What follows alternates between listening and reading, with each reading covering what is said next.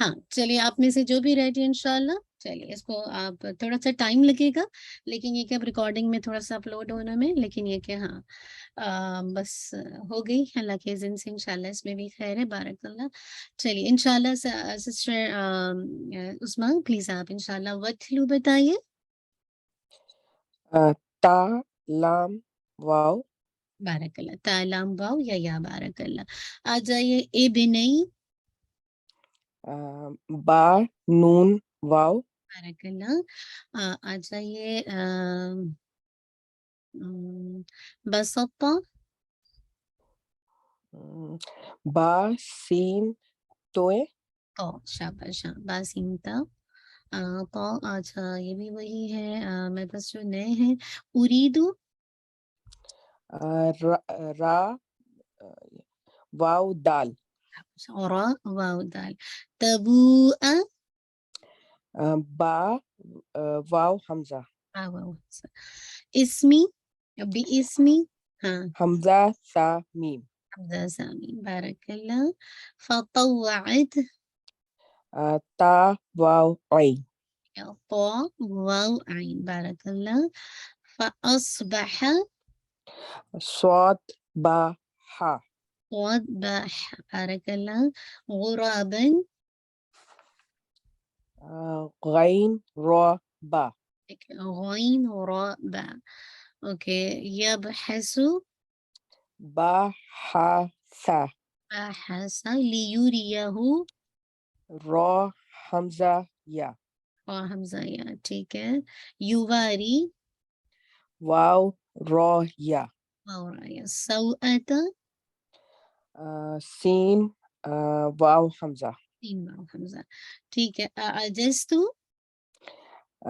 عین جیم زئی ٹھیک ہے، زئی ہاں عین جیم زائی، ٹھیک ہے۔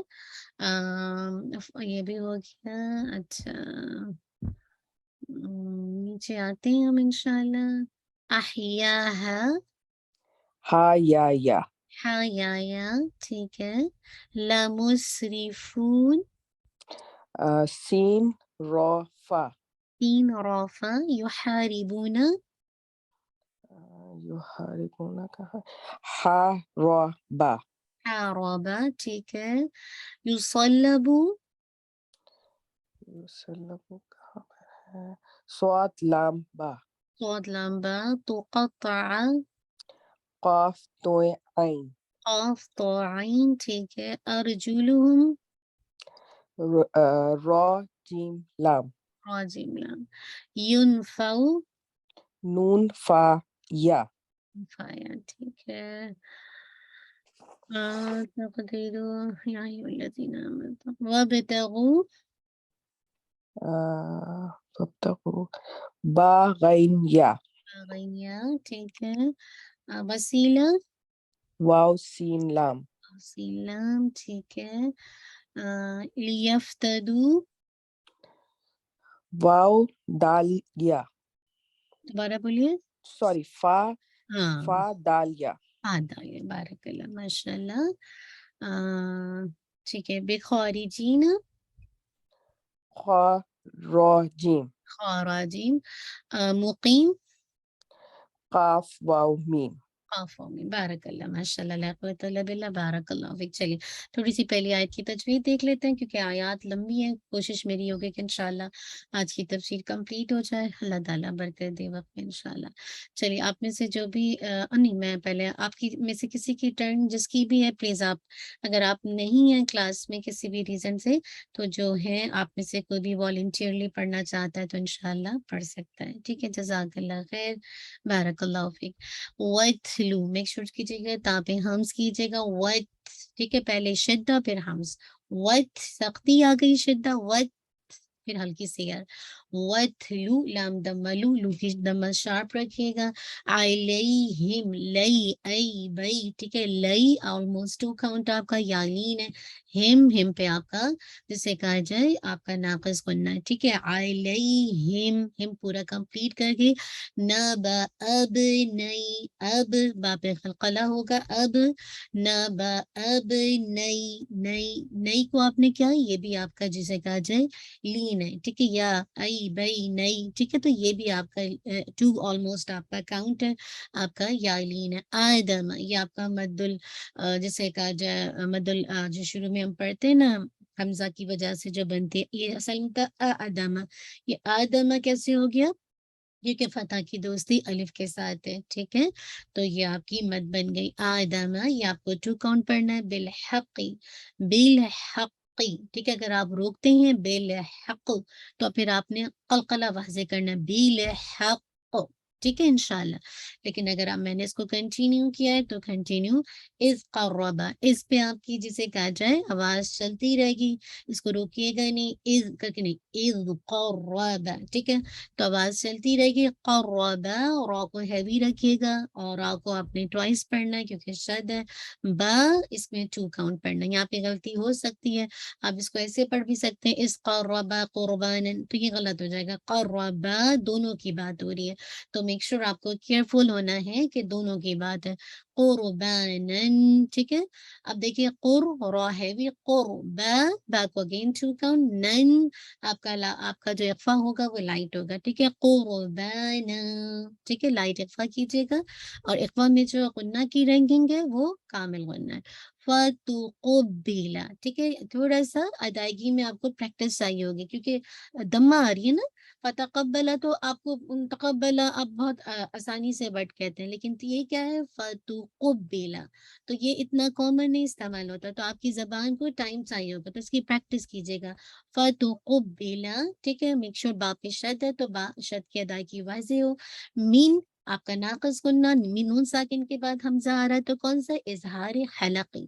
क्यों? क्योंकि हमज़ा, हा, आइन, हा, ग़ैन, ख़ा ये आपके कौन-से लेटर हैं? इज़हार के लेटर हैं। तो नून साकिन की आवाज़ को आप क्या करेंगे? ज़ाहिर करेंगे। अहदीहिमा, अहदीही, ये सारे एक-एक काउंट है, मा ओनली 2 काउंट है। अहदीहिमा, मा पूरा 2 काउंट अलिफ मद्दी आपका जाना चाहिए, जैसे क़ुरबा, क़र्रबा ये सारे आपके अलिफ मद्दी आते हैं, ठीक है ना? वलम मीम पे आपका नाक़िस गुन्ना युतक़ब्बल, अगेन आपका passive voice युतक़ब्बल, make sure again आपको क़ाफ़ को हेवी करना है और बा पे शद को वाज़ेह करना है, ठीक है? लाम बाउंस नहीं हो, युतक़ब्बल बल नहीं, युतक़ब्बल मी टाइम दीजिएगा, क़ब्बल मिनल आखिरी, ठीक है? अगेन देखिए मीनल लाम पे बाउंस नहीं कीजिएगा, 2 काउंट, ख़ा हेवी रखिएगा, ठीक है? आखिरी को 2 काउंट आपने पढ़ना है, ठीक है? ये कौन-सी है? वही अलिफ मद दिया है जैसे। आखिरी री को आपने रा की कसरा शार्प रखनी है, बारीक करनी है। क़ाला अगेन आपका व अलिफ मद दिया है, 2 काउंट, ला आपको 1 काउंट पढ़ना है, ठीक है? इसको स्ट्रेच नहीं करना है। ला अक़तुलन्नक मैंने रोक दिया था, तो ला क़ाफ़ पे क़लक़ला, तू लन ये नून पे आपने पूरा गुन्ना करके फिर आप उसको रोकेंगे नक, ठीक है? पहले आपने शिद्दा और फिर साथ-साथ ही हम इसको इंशाल्लाह एयर हल्की सी निकल जाएगी। लेकिन अगर आप कंटिन्यू करना चाहते हैं तो आप कंटिन्यू कर लीजिए। क़ाल लअक़तुलन्नक क़ाल इन्नमा, ठीक है? इस तरह आप इसको कंटिन्यू भी कर सकते हैं। क़ाल अगेन अलिफ मद दिया, क़ाला 1 काउंट, इन्नमा इन आपका नीचल साउंड बिल्कुल आपकी वाइब्रेशन फ़ील होनी चाहिए आपको नीचल कैविटी में, ठीक है? तो इन्नमा आपका जो कम गुन्ना है मरातिबुल गुन्ना में कौन-सा गुन्ना है? अकमल गुन्ना, मोस्ट कंप्लीट गुन्ना। मा आपका अलिफ मद दिया, यतक़ब्बलुल्लाहु, क़ाफ़ अगेन हेवी रहेगा, बाप को शद के साथ अदायगी कीजिएगा। लुल्लाहु लाम जलाला आपका हेवी होगा, लू की दम्मा आपने वाज़ेह करनी है। यतक़ब्बलुल्लाहु हू को आपने वाज़ेह करना है। मिनल मुत्तक़ीन, ठीक है? लाम पे बाउंस नहीं कीजिएगा, मिनल मुत्तक़ीन, तो मुत्तक़ीन ता को आपने वाज़ेह करना और फिर क़ी को रोकते हुए आपने जो साउंड है नून का वो एट एट द एंड आपने एच करना है। जब आप स्ट्रेच कर लें 4 काउंट, हम इसको 2, 4, 6 तीनों को स्ट्रेच कर सकते हैं। हमने आसानी के लिए 4 काउंट इसको अपने ऊपर रखा है ताकि हम भूलें नहीं, ठीक है ना? आसानी हो जाए। और फिर आपने जो नून पे रोकेंगे तो ये मद्दुल आरत लिस्सुकून है और नून पे आपका नाक़िस गुन्ना है। चलिए, आप में से जो भी रेडी है कोई भी एक सिस्टर पढ़ लें या 2 पढ़ लें, اگر دونوں پڑھ رہی ہیں تو پھر انشاءاللہ یہاں تک پڑھ لیجیے، وَاتْلُ عَلَيْهِمْ، آپ ایسا کیجیے، من احدہما ولم یتقبل من الآخر، ٹھیک ہے، یہاں تک پڑھ لیجیے گا، ولم یتقبل من الآخر، ٹھیک ہے، یہاں تک پڑھ لیجیے گا، اور جب دوسری پڑھیں گے تو وہ ولم یتقبل من الآخر قال لأقتلنک، آگے سے کنٹینیو کر لیں گے، پورا اینڈ تک کر لیں گے۔ کون ہے جی سمیرہ، آپ انشاءاللہ ولم یتقبل من الآخر پہ روکنا ہے، ٹھیک ہے، آخر پہ روکنا ہے، ٹھیک ہے جی اچھا، بسم اللہ الرحمن الرحیم۔ وَاتْلُ عَلَيْهِمْ نَبَأَ ابْنَيْ آدَمَ بِالْحَقِّ إِذْ قَرَّبَا قُرْبَانًا فَتُقُبِّلَ مِنْ أَحَدِهِمَا وَلَمْ يُتَقَبَّلْ مِنْ الْآخَرِ۔ بارک اللہ، احسنتی، ماشاء اللہ۔ کون بتائے گا سمیرہ کی مسٹیک کو کون بتائے گا؟ جی شاباش، بتائیے جلدی جلدی، آپ سن رہے تھے نا؟ نہیں سن رہے تھے کوئی؟ اللہ، چلیے اگر کوئی نہیں بتا رہا تو میں ماشاء اللہ ماشاء اللہ بارک اللہ، آپ بہت اچھا پڑھا ہے سسٹر سمیرہ، الحمد للہ۔ اچھا، علیہم، میم ساکن کے بعد نا دیکھیے اس کو ہولڈ نہیں کیجیے گا، علیہم، ٹھیک ہے، میم ساکن کے بعد جو نون یا جتنے بھی لیٹرز آتے ہیں وہ سارے اظہار ہو جاتے ہیں نا، اظہار میم شفوی، اخفا میم شفوی، ادغام میم شفوی، رائٹ؟ تو علیہم، ٹھیک ہے، میم کے بعد اس کو ہول نہیں کیجیے، بس علیہم ناقص گنہ کر کے فوراً علیہم نبع بنی، ٹھیک ہے، تو بس اس کو تھوڑا سا دیکھیے گا، جب آپ نے اخفا کیا نا تو سوری اخفا کیا نہیں، جب آپ نے قلقلہ کیا بالحق، تو یہ بحثی نہیں تھا، حق وجہ سے نا قلقلہ بہت باؤنس نہیں ہو رہا تھا، اور بہت جس کی شدہ ہے نا، یاد رکھیں قلقلہ کی کیٹیگریز ہے نا، ایک قلقلہ وہ ہوتا ہے جو ان بٹوین دا آیت، ان بٹوین دا ورڈ آ جائے، جیسے نہ اب نہیں، اب یہ اتنے واضح نہیں ہوگا، ایک ہوتا ہے جو آپ کا بالکل at the end of the letter آتا ہے، ٹھیک ہے، تو وہ بھی آپ کا تھوڑا اور ہیوی ہوگا، لیکن at the end of the letter with شدہ کے ساتھ آ جائے، جیسے ہم پڑھتے نا تبت یدا ابی لہب وتب، ٹھیک ہے، تو یہ اور انٹینس درجے کا قلقلہ ہوتا ہے، تو سیم اس میں بھی یہی ہے، بالحق، ٹھیک ہے، تو اس کو بہت زیادہ آپ نے اس کو واضح کرنا ہے، ٹھیک ہے، اس قربا را کو تھوڑا اور ہیوی کیجیے گا، باقی آپ نے الحمدللہ باقی ٹھیک پڑھا، بارک اللہ، بس تھوڑا سا لیٹرز کی جو کہیں کہیں سے مخرج ہے جیسے نا، تھوڑا سا اس پہ تھوڑا توجہ اور دیجیے گا، لیکن اوور آل ماشاء اللہ لا قوت الا باللہ بہت اچھا پڑھا۔ کون اس آیت کو کمپلیٹ کرے گا؟ شاباش، بتائیے۔ جی میں کرتی ہوں، ہاں، ولم یتقبل سے پڑھ لیجیے گا۔ جی۔ وَلَمْ يُتَقَبَّلْ مِنَ الْآخَرِ قَالَ لَأَقْتُلَنَّكَ قَالَ إِنَّمَا يَتَقَبَّلُ اللَّهُ مِنَ الْمُتَّقِينَ۔ احسنتی، جی کسی کا مائک کھلا ہوا ہے، میوٹ کیجیے پلیز۔ جی ماشاء اللہ لا قوت الا باللہ، بہت اچھا ماشاء اللہ امبر پڑھا، بارک اللہ فیک۔ آپ میں سے کوئی بتائیں گا امبر کی مسٹیک؟ چلیے ماشاء اللہ الحمدللہ بہت اچھا پڑھا ہے، بارک اللہ فیک۔ چلیے انشاءاللہ ہم انشاءاللہ اپنی دعا کی طرف چلتے ہیں۔ آج کی ہماری جو دعا ہے آپ سب کھول لیجیے انشاءاللہ۔ امید ہے کہ آپ نے لاسٹ دعا یاد کر لی ہوگی۔ آج انشاءاللہ سورہ یونس کی دعا ہے 85 اور 86، ٹھیک ہے۔ ربنا لا تجعلنا فتنة للقوم الظالمين ونجنا برحمتك من القوم الكافرين۔ ربنا، اے ہماری رب، لا نہ تجعلنا، بنا ہم کو، فتنہ للقوم الظالمین، ظالم فتنہ نہ۔ میوٹ کیجیے اپنی آواز کو، میں انشاءاللہ بلکہ میں ابھی اس پہ لگاتی ہوں، پلیز آپ میوٹ کیجیے، اپنے مائک کو نہیں کھولیں۔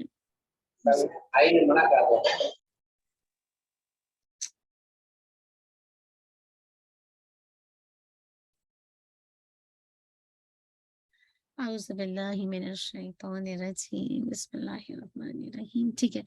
तो रब्बना, ए हमारे रब, ला नहीं तजअलना, तू बना हमें फितना, फितना लिल कौम, कौम के लिए, अज़्ज़ालिम जो जालिम है, व नज्जीना, और निजात दे हमें बिरहमतिका, साथ अपनी रहमत के, मिनल कौमिल काफिरीन, काफिर कौम से। कितनी खूबसूरत दुआ है ना।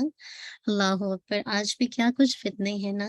और आपको पता है सूरह यूनुस में है ना, कैसे ये यूनुस अलैहिस्सलाम अल्लाह ताला से दुआ मांगते हैं कि अल्लाह ताला, वो कौम जो कि जालिम है, उस कौम, अल्लाह ताला से कह रहे हैं कि हमें जालिम लोगों के लिए फितना ना बना दे, यानी वो लोग जो जुल्म करने वाले हैं अपनी जानों पर, हमें उनके लिए फितना ना बनाना। और साथ ही क्या कर, अपनी रहमत से हमें काफिर कौम से निजात दे। ये जो कुफ्र है ना, खुल्लम खुल्ला अल्लाह की नाफरमानी है, अल्लाह को डिनाई करना, अल्लाह के हुक्मों से मुंह मोड़ना है। ये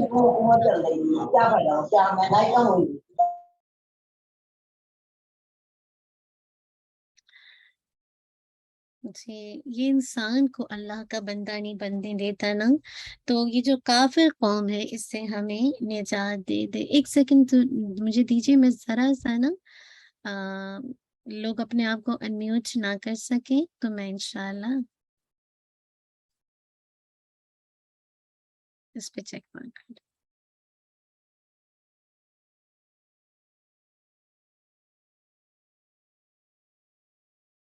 जी, तो हम यहाँ पे देख रहे थे इंशाल्लाह, 1 सेकंड मुझे दीजिए।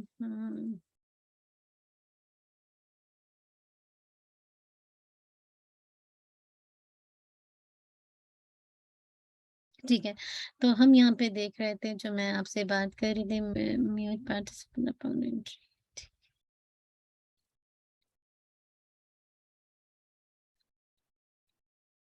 ठीक है, इंशाल्लाह उम्मीद है कि अब कोई अपनी माइक अभी नहीं खोल सकेगा, बहुत डिस्टर्ब हो जाता है, सॉरी मैंने इसको वो किया है।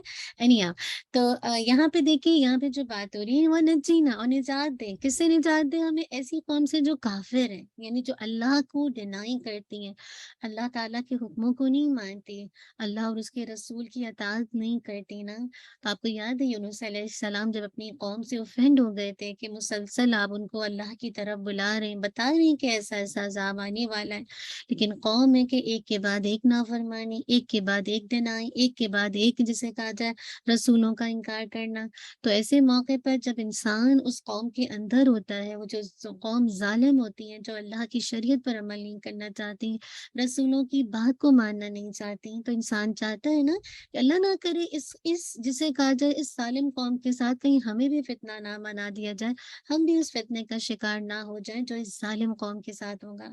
इसीलिए कहा अल्लाह फिर हमें निजात दे दे ऐसी ज़ालिम कौम से अपनी रहमत के साथ। अल्लाह की रहमत से ही सारे काम वजूद में आते हैं ना। आज हम में से किसी में ताकत नहीं है फितनों से बचने की। आज जो फितने घर-घरों में ऐसे जैसे कहा जाए तेज़ आंधी की रफ्तार की तरह आ गए। इन फितनों से कौन बचा सकता है? सिर्फ़ अल्लाह की ज़ात आपको बचा सकती है। इन ज़ालिम कौमों से कौन आपको बचा सकता है? अल्लाह की ज़ात आपको बचा सकती है। काफ़िर कौम से कौन आपको बचा सकता है? अल्लाह की ज़ात बचा सकती है ना। आज जब हम हमारे बच्चों को दीन की समझ होगी, वो फितनों को देखेंगे, वो काफ़िर कौम का हाल देखेंगे, तो वो उस फितने में नहीं पड़ेंगे जो काफ़िर जिस डगर पे चल रहे हैं ना, जो अल्लाह की खुल्लम खुल्ला अल्लाह को डिनाई करते हैं। अल्लाह के हुक्मों को मानते ही नहीं है, लेकिन इसके बावजूद अल्लाह की रहमत देखिए, अल्लाह ताला ने कौन-सी चीज़ें हैं जो इन पर तंग की हैं, इनको औलाद भी दी है, इनको नेमतें भी दी हैं, इनको सेहत भी दी है, इनको बहुत कुछ स्किल भी दी है। आज क्या कुछ कुफ़र तरक्की करता जा रहा है ना, कितनी तेज़ी के साथ। क्या अल्लाह ने उसको कुछ भी रोका है? कुछ भी तो नहीं रोका। ये अल्लाह की रहमत है कि जो दुनिया में तो अल्लाह ताला सबको सब कुछ दे रहा है, लेकिन आखिरत में अल्लाह की रहमत मोमिनों के लिए ख़ास होगी ना। तो आज अगर मैं और आप फितनों से बचना चाहते हैं, काफ़िर और ज़ालिम कौमों से बचना चाहते हैं, तो खूब अल्लाह ताला से इस दुआ को मांगिए कि अल्लाह ताला हमें ज़ालिम कौम के लिए फितना ना बना देना। اور ہمیں نجات دینا اپنی رحمت سے اس کافر قوم سے۔ آج میں اور آپ جس ممالک میں رہتے ہیں وہ کیا ہے، وہ کون سے ملک ہیں؟ کفر کے ملک ہے نا۔ یہاں پہ جو حکومت ہے وہ کس کی حکومت ہے؟ آپ دیکھیے کہ اللہ کے حکموں کی کتنی، جسے کہا جائے کھلم کھلا نافرمانی ہو رہی ہے نا۔ لیکن ہم یہاں پہ جو حکومت ہے، یہاں پہ جو چیزیں چلتی ہیں آج، ہے تو کہنے کو کرسچنس، لیکن دیکھیں وہ اپنے دین کو خیر بات کہہ چکے ہیں۔ ان کے اندر بھی بدعات، ان کے اندر بھی جسے کہا جائے کس قدر شرک ہے نا، کہ نہ اللہ کو ایک مانتے ہیں، بعض کے اندر ٹرینٹی کا عقیدہ ہے، بعض کے اندر پتہ نہیں کیا کچھ عقیدے ہیں، کتنے مختلف آپس میں ان کی مذاہب ہیں، اور آپس میں یہ خود ہی لڑتے مرتے رہتے ہیں۔ لیکن جب مسلمانوں پہ آتی تو سب مل کر یکجہت ہو جاتے ہیں اور مسلمانوں کے خلاف اتنا کرتے ہیں نا۔ تو ایسے موقع پر ایسی کافر قوم سے نجات دے۔ آج ہمارے بچے کس قدر فتنوں میں، ہم تو ہیں ہی ہیں جی، اللہ تعالیٰ کی توفیق سے آج ہم جب اپنے رب کے کلام کو پڑھتے ہیں اور سمجھتے ہیں تو الحمدللہ کچھ نہ کچھ ہمارا ایمان جاگتا ہے، اور ہمیں فکر ہوتی ہے اپنے ایمان کی، اور ساتھ ہی اپنے نسلوں کی ایمان کی۔ آج ہمارے بچے جب کالجز میں، یونیورسٹی میں، اسکولوں میں جاتے ہیں اور مختلف طرح کے مذاہب کو دیکھتے ہیں، اور ایسے موقع پر جس انداز سے آج فتنے چل پڑے کہ گھر گھر میں، ایسے موقع پر جو چیز نجات دے گی وہ اللہ کی رحمت ہے۔ اللہ کی رحمت ہی نجات دے گی نا۔ تو خوب دل کی گہرائی سے اس دعا کو مانگیے، بہت ضرورت ہے مجھے اور آپ کو اپنے لیے، اپنی نسلوں کے لیے اس دعا کو مانگنے کی۔ اللہ نہ کرے ہم میں سے کوئی بھی، جسے کہا جائے کافر قوم کے لیے، ظالم قوم کے لیے فتنہ بنے، اور اللہ تعالیٰ ہم سب کو کفر سے، کافر قوم سے نجات دے، اور ہمیں اسلام پر جسے کہا جائے ثابت قدم رکھے۔ اللہم آمین۔ چلیے انشاءاللہ اس دعا کو دیکھتے ہیں، بہت ہی خوبصورت دعا ہے۔ ربنا لا تجعلنا فتنة للقوم الظالمين ونجنا برحمتك من القوم الكافرين ربنا لا تجعلنا فتنة للقوم الظالمين ونجنا برحمتك من القوم الكافرين۔ اے ہماری رب، ہمیں ظالم لوگوں کے لیے فتنہ نہ بنا، اور اپنی رحمت سے ہمیں کافر قوم سے نجات دے۔ اللہم آمین۔ اللہ کرے اسلام کا بول بالا ہو، ہر طرف اسلام کی روشنی پھیلے۔ وہ اسی وقت ہوگا جب میں اور آپ اس کتاب و سنت کے ساتھ اپنا تعلق جوڑیں گے نا، تو انشاءاللہ ہمارے پاس ہتھیار ہے دعاؤں کا۔ اللہ سے دعا مانگیے، اللہ تعالیٰ تو ہر چیز پر قادر ہے نا۔ چلیے اس یقین کے ساتھ دعا مانگتے، ذہن میں اپنے آپ کو لائیے، اپنے بچوں کو لائیے، اپنی نسلوں کو لائیے، تمام امت مسلمہ کو لے کر آئیے، اور اس نیت کے ساتھ میں اور آپ دعا پڑھتے ہیں۔ ٹھیک ہے، آپ لوگ اپنے اپنے دل میں پڑھیں گے اور میں آواز کے ساتھ پڑھتی ہوں۔ ٹھیک ہے، اب ہم مانگنے کے انداز میں پڑھیں گے۔ ربنا لا تجعلنا فتنة للقوم الظالمين ونجنا برحمتك من القوم الكافرين۔ اللہم آمین۔ چلیے جزاک اللہ خیر، مجھے امید ہے کہ آپ نے اپنے اپنے طور پر پڑھا ہوگا۔ چلیے اللہ تعالیٰ ہم سب کے لیے آسانی کر دیں، ہم انشاءاللہ موو آن ہو جائیں گے اپنی تفسیر کی طرف، جو کہ بہت ہی خوبصورت آیات ہیں، بہت خوبصورت تفسیر ہے۔ بس اللہ تعالیٰ ہمیں حق ادا کرنے والا بنا دے، اور جو بھی عمل کی باتیں ہیں اسے اپنے لیے عمل لینے والا بنا دے۔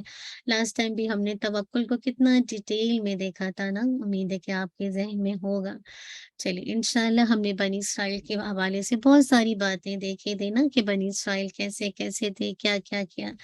آج انشاءاللہ ہمارے پاس جسے کہا جائے آدم علیہ السلام کی بیٹوں کا قصہ شروع ہوگا، کیونکہ ہماری تفسیر کمپلیٹ ہو گئی تھی الحمدللہ، تو ہم آگے سے ہی کنٹینیو کریں گے کیونکہ ہم نے دیکھا تھا بنی اسرائیل کے ساتھ کیا کیا ہوا۔ اللہ تعالیٰ نے 40 سال تک ان کے لیے وہ سرزمین جو کہ فلسطین ان کے مقدر میں لکھتی تھی، لیکن جب قومیں لیزی ہو جائیں، اللہ کے حکموں کو فار گرانٹڈ لیں، اللہ کی باتوں کو اہمیت نہ دیں، شریعت کو پس پش ڈال دیں تو ایسی قومیں پھر دھکے کھاتی ہیں نا۔ تو ہمارے لیے بس سبق یہ ہے کہ کوئی قوم کی حالت نہیں بدلی جاتی جب تک کہ انسان خود اپنی حالت کو نہ بدلے، خود غلامی سے نکلنا نہ چاہے نا۔ اگر انسان اپنی ضمیر کی آواز کو دبا دے، اپنی حالت کو چینج نہ کرے اور اسی بدحالی کا شکار ہے، تو کوئی بھی چیز آپ کو عزت نہیں دے سکتی، کوئی بھی آپ کو عروج نہیں دے سکتا۔ پھر ایسی قوموں کے لیے در در کی ٹھوکر مقدر میں لکھی جاتی ہے نا۔ تو بہت کچھ سبق ہے بنی اسرائیل کے واقعات میں، اسی لیے آگے مزید آپ کو یہ قصہ بتایا جا رہا ہے۔ اور وہ قصہ کس چیز کا ہے؟ آدم علیہ السلام کے بیٹوں کا۔ اللہ تعالیٰ کہہ رہے ہیں وَاتْلُ عَلَيْهِمْ نَبَأَ ابْنَيْ آدَمَ بِالْحَقِّ إِذْ قَرَّبَا قُرْبَانًا فَتُقُبِّلَ مِنْ أَحَدِهِمَا وَلَمْ يُتَقَبَّلْ مِنَ الْآخَرِ قَالَ لَأَقْتُلَنَّكَ قَالَ إِنَّمَا يَتَقَبَّلُ اللَّهُ مِنَ الْمُتَّقِينَ۔ اور انہیں آدم علیہ السلام کے دو بیٹوں کا برحق واقعہ پڑھ کر سنائیے۔ جب ان دونوں نے قربانی پیش کی تو ان دونوں میں سے ایک کی قربانی قبول کی گئی اور دوسرے کی قبول نہ کی گئی۔ اس دوسرے نے کہا کیا کہا؟ میں ضرور بضرور تجھے قتل کر دوں گا۔ اس نے جواب دیا کہ بے شک اللہ تعالیٰ تو صرف متقیوں ہی سے قبول کرتا ہے۔ وَاتْلُ عَلَيْهِمْ، اور انہیں پڑھ کر سنائیں، مراد ہے کہ ان کے سامنے قصہ بیان کریں۔ کس کا؟ نَبَأَ ابْنَيْ آدَمَ بِالْحَقِّ، آدم کے دو بیٹوں کا قصہ۔ بالحق مراد ہے کہ ٹھیک ٹھیک صحیح واقعہ سنائیے۔ یاد رکھیے اس میں تاریخی واقعات کے بیان میں اہم ترین جو اصول کیا ہے کہ احتیاط لازم ہے۔ بالکل صحیح واقعہ جو ہے، جو آپ کو بتایا گیا ہے اللہ کے نبی کے ذریعے تفاسیر میں، وہ صحیح صحیح اور ٹھیک ٹھیک سنائے۔ اور کیا ہے؟ آدم علیہ السلام کے دو بیٹوں کے درمیان ہونے والے جھگڑے کے بارے میں اللہ تعالیٰ کہہ رہے ہیں کہ آپ ان کو حق بات بتا دیں۔ اور آدم علیہ السلام کے دو بیٹے کون تھے؟ آپ پہلے بھی یہ قصہ سن چکے ہیں، آپ پہلے بھی کہیں سے ان باتوں کو سن چکے، لیکن ہر دفعہ جب آپ قصے پڑھتے ہیں تو مراد کیا ہوتا ہے؟ اس سے نصیحت لینا، عبرت لینا۔ کیا دو بیٹے؟ کون سے دو بیٹے مراد ہیں؟ حابیل اور قابیل، جو کہ ان کے اپنے صلبی بیٹے تھے، جن میں سے ایک کی قربانی کی قبول ہونے کی وجہ سے دوسرے نے کیا کر دیا؟ اس کو قتل کر دیا۔ تو میں اور آپ ان واقعات کو سن کر اس سے نصیحت حاصل کریں گے۔ کیا کہا جا رہا ہے؟ اس قرب قربانا، جب ان دونوں نے قربانی پیش کی تو ان دونوں میں سے ہر ایک نے اللہ کے تقرب کے لیے قربانی پیش کی۔ یاد رکھیے یہ نظر یا قربانی کیوں پیش کی جاتی ہے؟ تو حافظ ابن کثیر رحمہ اللہ لکھتے ہیں آدم علیہ السلام کے دونوں بیٹوں کا قصہ ان کو سناؤ۔ ان دونوں کا نام حابیل اور قابیل تھا، اور مروی ہے کہ چونکہ اس وقت دنیا کی ابتدائی حالت تھی، بالکل آدم علیہ السلام، اللہ تعالیٰ نے آدم علیہ السلام کو پیدا کیا، پھر ان کے بدن سے، ان کی پیچھے کی جو پسلی کی ہڈی سے حوا علیہ السلام کو پیدا کیا، اور پھر اس کے بعد سے نسل انسانی کی بقا کا سلسلہ سٹارٹ ہوا۔ تو اس وقت دنیا کی بالکل انیشل اسٹیج تھی، اس لیے ہوتا یہ تھا کہ آدم علیہ السلام کے یہاں ایک حمل سے لڑکا لڑکی دو ہوتے تھے۔ مراد ہے ایک حمل میں ایک لڑکا بھی پیدا ہوتا تھا اور لڑکی بھی پیدا ہوتی تھی، اور پھر دوسرے حمل میں بھی اسی طرح ہوتا۔ اس حمل کا لڑکا کیا کرتا؟ دوسرے حمل کی لڑکی سے ان دونوں کا نکاح کروایا جاتا، یعنی پہلے حمل سے جو لڑکا لڑکی ہوتے اور دوسرے حمل سے جو لڑکا لڑکی ہوتے تو آپس میں کیا ہوتا؟ کراس ہوتا، اس لڑکے کا بعد والے حمل کی لڑکی سے، اور جسے کہا جا اس لڑکی کا جو کہ پہلے حمل کی ہے اس کی بعد والے حمل کے لڑکے سے نکاح کرا دیا جاتا۔ تو حابیل کی جو بہن تھی نا، جب حابیل کے موقع پر جب حوا علیہ السلام کو حمل ٹھہرا تو حابیل کی جو بہن تھی نا وہ خوبصورت نہیں تھی، اور قابیل کی بہن جو تھی بہت خوبصورت تھی۔ تو قابیل نے کیا چاہا کہ اپنی ہی بہن سے اپنا نکاح کرے، یعنی جو ساتھ ساتھ پیدا ہوئے۔ تو آدم علیہ السلام نے اس سے منع کیا۔ آخر یہ فیصلہ ہوا کہ ٹھیک ہے، تم دونوں اللہ تعالیٰ کے نام پر کچھ نکالو، جس کی خیرات قبول ہو جائے گی اس کا نکاح اس کے ساتھ کر دیا جائے گا۔ تو ہوا کیا؟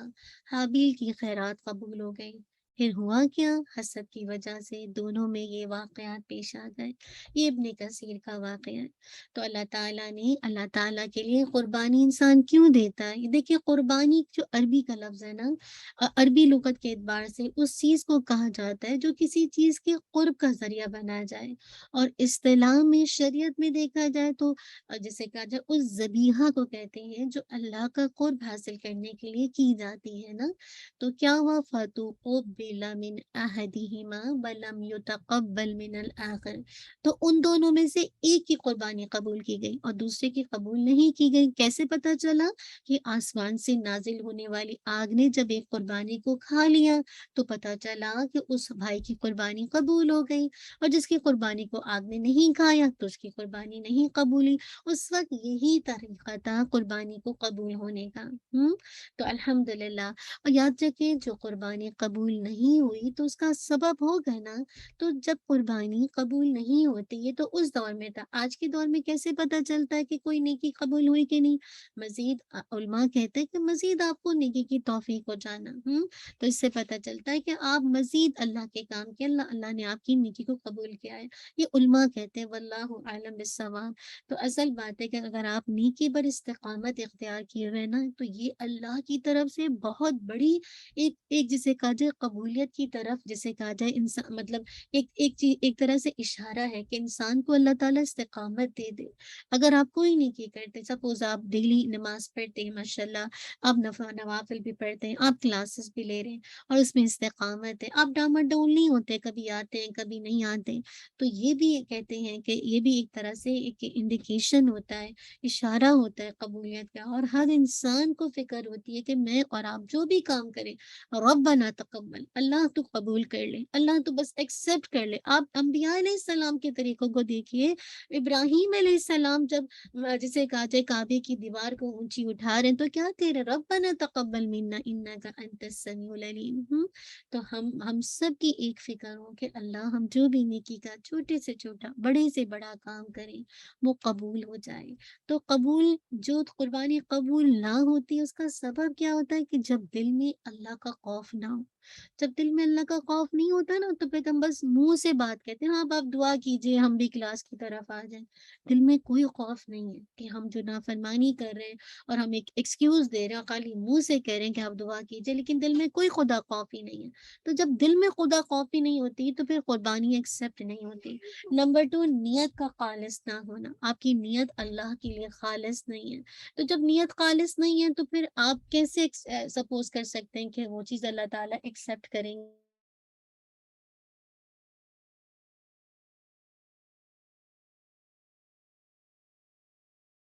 تو اصل بات ہے، تیسری چیز کیا ہے؟ قربانی اللہ تعالیٰ کی خاطر نہ کرنا، نیت خالص اور اللہ کے لیے نہ کرنا، یہ وہ چیزیں ہیں جو عدم قبولیت کا سبب بنتی ہیں۔ اسی لیے کہا قال لأقتلنک، اس دوسرے نے کہا کہ میں ضرور ضرور تجھے قتل کر دوں گا۔ کس نے کہا؟ قابیل نے کہا۔ کس کو؟ حابیل کو۔ اب دیکھیے شدت کے ساتھ کہا، یعنی اتنا غصہ تھا کہ مطلب ایک دم سے جو قربانی قبول ہوگی تو فیصلہ اس کے خلاف ہو گیا۔ اب اس کو اتنا غصہ آیا کہ اس نے شدت میں کہا کہ میں ضرور بضرور تجھے قتل کر دوں گا۔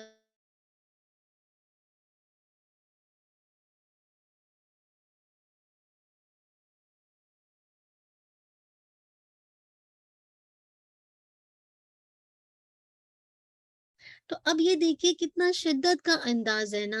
خالہ، اس بیٹی نے کہا جس کی قربانی قبول نہیں ہوئی تھی، اس نے یہ لفظ کہا لأقتلن، قابیل نے حابیل کو دھمکی دی کہ میں تجھے ضرور قتل کر دوں گا، میں ضرور بضرور تجھے قتل کر دوں گا۔ قابیل کی قربانی کیونکہ قبول نہیں ہوئی تھی، ہونا تو یہ چاہیے تھا کہ جب قربانی قبول نہیں ہوئی تو انسان اپنا قصور دیکھے، نہ کہ دوسرے کے اندر دوسرے کو قصوروار ٹھہرائے۔ اکثر ہوتا ہے نا، غلطی ہم کرتے ہیں اور اپنی غلطی کو دوسرے پر بلیم کرتے ہیں، یہی آج بچوں کی عادت ہے۔ دو بچے آپس میں لڑیں گے، غلطی کسی کی ہے اور وہ بلیم دوسرے کو کرے گا، تمہاری وجہ سے مما نے مجھے ڈانٹا، تم نے مجھے ایسے کہا تھا۔ انسانی فطرت ہے۔ اب دیکھیے اس وقت جو بالکل ابتدائی حالات تھے، بالکل نسل انسانی کا جسے کہا جائے ابتدا ہو رہی تھی، اس وقت بھی اس نے کیا کہا؟ میں تجھے قتل کر دوں گا۔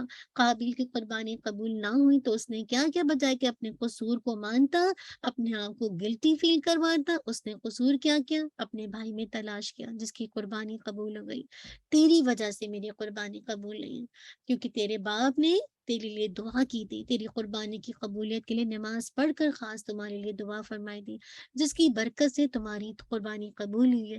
آپ دیکھیے اس سوچ کی وجہ سے اسے اپنے بھائی سے حسد ہو گیا، اور حسد اور بغض کی وجہ سے بس اسے یہی سجھائی دیا کہ بس بھائی کا کام تمام کر دے، بھائی کو قتل کر دے۔ اللہ اکبر۔ اب دیکھیے یہ جو شدت غضب ہے نا، غصہ ہے، یہ جو حسد ہے، یہ بغض ہے، انسان کو انسانیت کے درجے پر نہیں رہنے دیتا۔ بھائی بھائی کا دشمن ہے، ماں بیٹے کی دشمن، باپ بیٹے کا دشمن ہو جاتا ہے، میاں بیوی کا دشمن، آپس کے خون کے رشتے ایک دوسرے کے دشمن ہو جاتے ہیں جب دلوں کے اندر بغض آ جاتی ہے، جب دلوں کے اندر حسد آ جاتی ہے، تو بھائی کی ترقی بھائی کو پسند نہیں آتی۔ بھائی کا جسے کہا جائے علم میں آگے ہونا دوسرے بھائی کو پسند نہیں آتا۔ آپ دیکھیے بعض جب آپ سے بات کریں گے تو بات کرنے میں ان کے کہیں نہ کہیں دوسرے کی لیگ پولنگ آپ کو نظر آئے گی، تو کہیں نہ کہیں وہ اندر کا حسد ہوتا ہے جو ہمارے اندر چھپا ہوا ہوتا ہے نا۔ تو یہ حسد تھا، اس نے بجائے کہ اپنے قصور کو مانتا کہ بتا نہیں میری قربانی کیوں نہیں قبول ہوئی، کیا میرے اندر اللہ کا خوف تو نہیں ختم ہو گیا، کیا میری نیت اپنے رب کے لیے خالص ہے، میں اللہ کی خاطر قربانی کر رہا ہوں کہ نہیں کر رہا ہوں۔ تو بات یہ کہ اپنے قصور کو ماننے کے بجائے اپنے بھائی کو جسے کا قصوروار ٹھہرا دیا، جس کی قربانی اللہ تعالیٰ نے قبول کی تھی، اور خاص کر دیا کہ تیرے والد نے دعا کی تھی تیری قربانی کی قبولیت کے لیے نماز پڑھ کر، اسی لیے تیری قربانی قبول ہو گئی، اور اپنے لیے ایک طرح سے حسد کی بغض کی آگ اپنے اندر سلگا دی نا، اور اس کے لیے پھر کیا ہوگا، بھائی کا قتل کرنا آسان ہو گیا۔ یاد رکھیے انسان کے اندر کب حسد پیدا ہوتا ہے، جب انسان کو اپنی غلطیاں نظر نہیں آتی۔ کلکم، ہم میں سے ہر ایک جسے کہا جائے خطا کار ہے۔ بہترین خطا کار وہ ہے جس کو اپنی غلطی نظر آ جائے، بہترین خطا کار وہ ہے جس کو اپنی برائی نظر آ جائے، بہترین خطا کار وہ ہے جو اللہ کی طرف ریپینٹ کرے۔ ایسا نہیں ہوگا کہ میں اور آپ غلطیوں سے پاک ہو جائیں گے، غلطی کریں گے نہیں، تو پھر تو اللہ کسی اور مخلوق کو لائے گا، وہ غلطی کرے گی، اللہ سے توبہ کرے گی، اللہ اس کو معاف کرے گا۔ غلطی ہم سب سے ہوگی، گناہ ہم سب سے ہوں گے، لیکن انسان کے لیے بدبختی وقت جب ہوتی ہے کہ انسان کو اپنی غلطیاں نظر نہیں آئیں، تو پھر انسان کے اندر حسد پیدا ہوتا ہے۔ کب حسد پیدا ہوتا ہے، جب اپنی ناکامیوں کے اسباب وہ دوسروں میں تلاش کرتا ہے، یعنی خود تو کامیاب ہوئے نہیں، اب ناکامی کو بجائے اپنے اندر ڈھونڈنے کے کیا ریزن تھا جس کی وجہ سے میں یہ ٹارگٹ اچیو نہیں کر سکی، بجائے دوسروں میں تلاش کر رہے ہیں کہ ہاں اب ہوتا نا آپس میں سبلنگ میں دیکھیے، بھائی بہنوں میں دیکھیے، میں اسائنمنٹ کمپلیٹ نہیں کر سکی، اس نے میرا یہ چیز لے لیا تھا، یہ دیر ہو گئی، یہ ہو گیا، یہ فلاں یہ فلاں، یعنی کیا ایکسکیوز ہوتا ہے جو ہم دوسروں میں تلاش کر کے اپنے آپ کو بری ذمہ کر رہے ہوتے ہیں کہ ہم تو قصوروار نہیں ہیں۔ ہم حالانکہ غلطی ہماری ہوتی ہے، لیکن بات یہ کہ ہم ناکامی کو فیس کرنا نہیں چاہتے، ہم دوسروں کے اندر وہ اسباب تلاش کر کے اپنے آپ کو بری ذمہ کرنا چاہتے ہیں، تو پھر دل میں تو حسد اس کا مطلب موجود ہے۔ پھر کب حسد پیدا ہوتا ہے، انسان غصے میں جب انتقام لینا چاہتا ہے اور انسان کے دل کو حسد کی آگ لگ جاتی ہے نا، تو پھر وہ انتقام لیے بغیر چھوڑتا نہیں ہے، چاہے وہ اپنی ہاتھوں سے لے، جان سے لے، مال سے لے، پھر وہ نہیں چھوڑتا جب انتقام کی آگ بھڑک جائے کہ نہیں مجھے تو بدلہ لینا ہی لینا ہے۔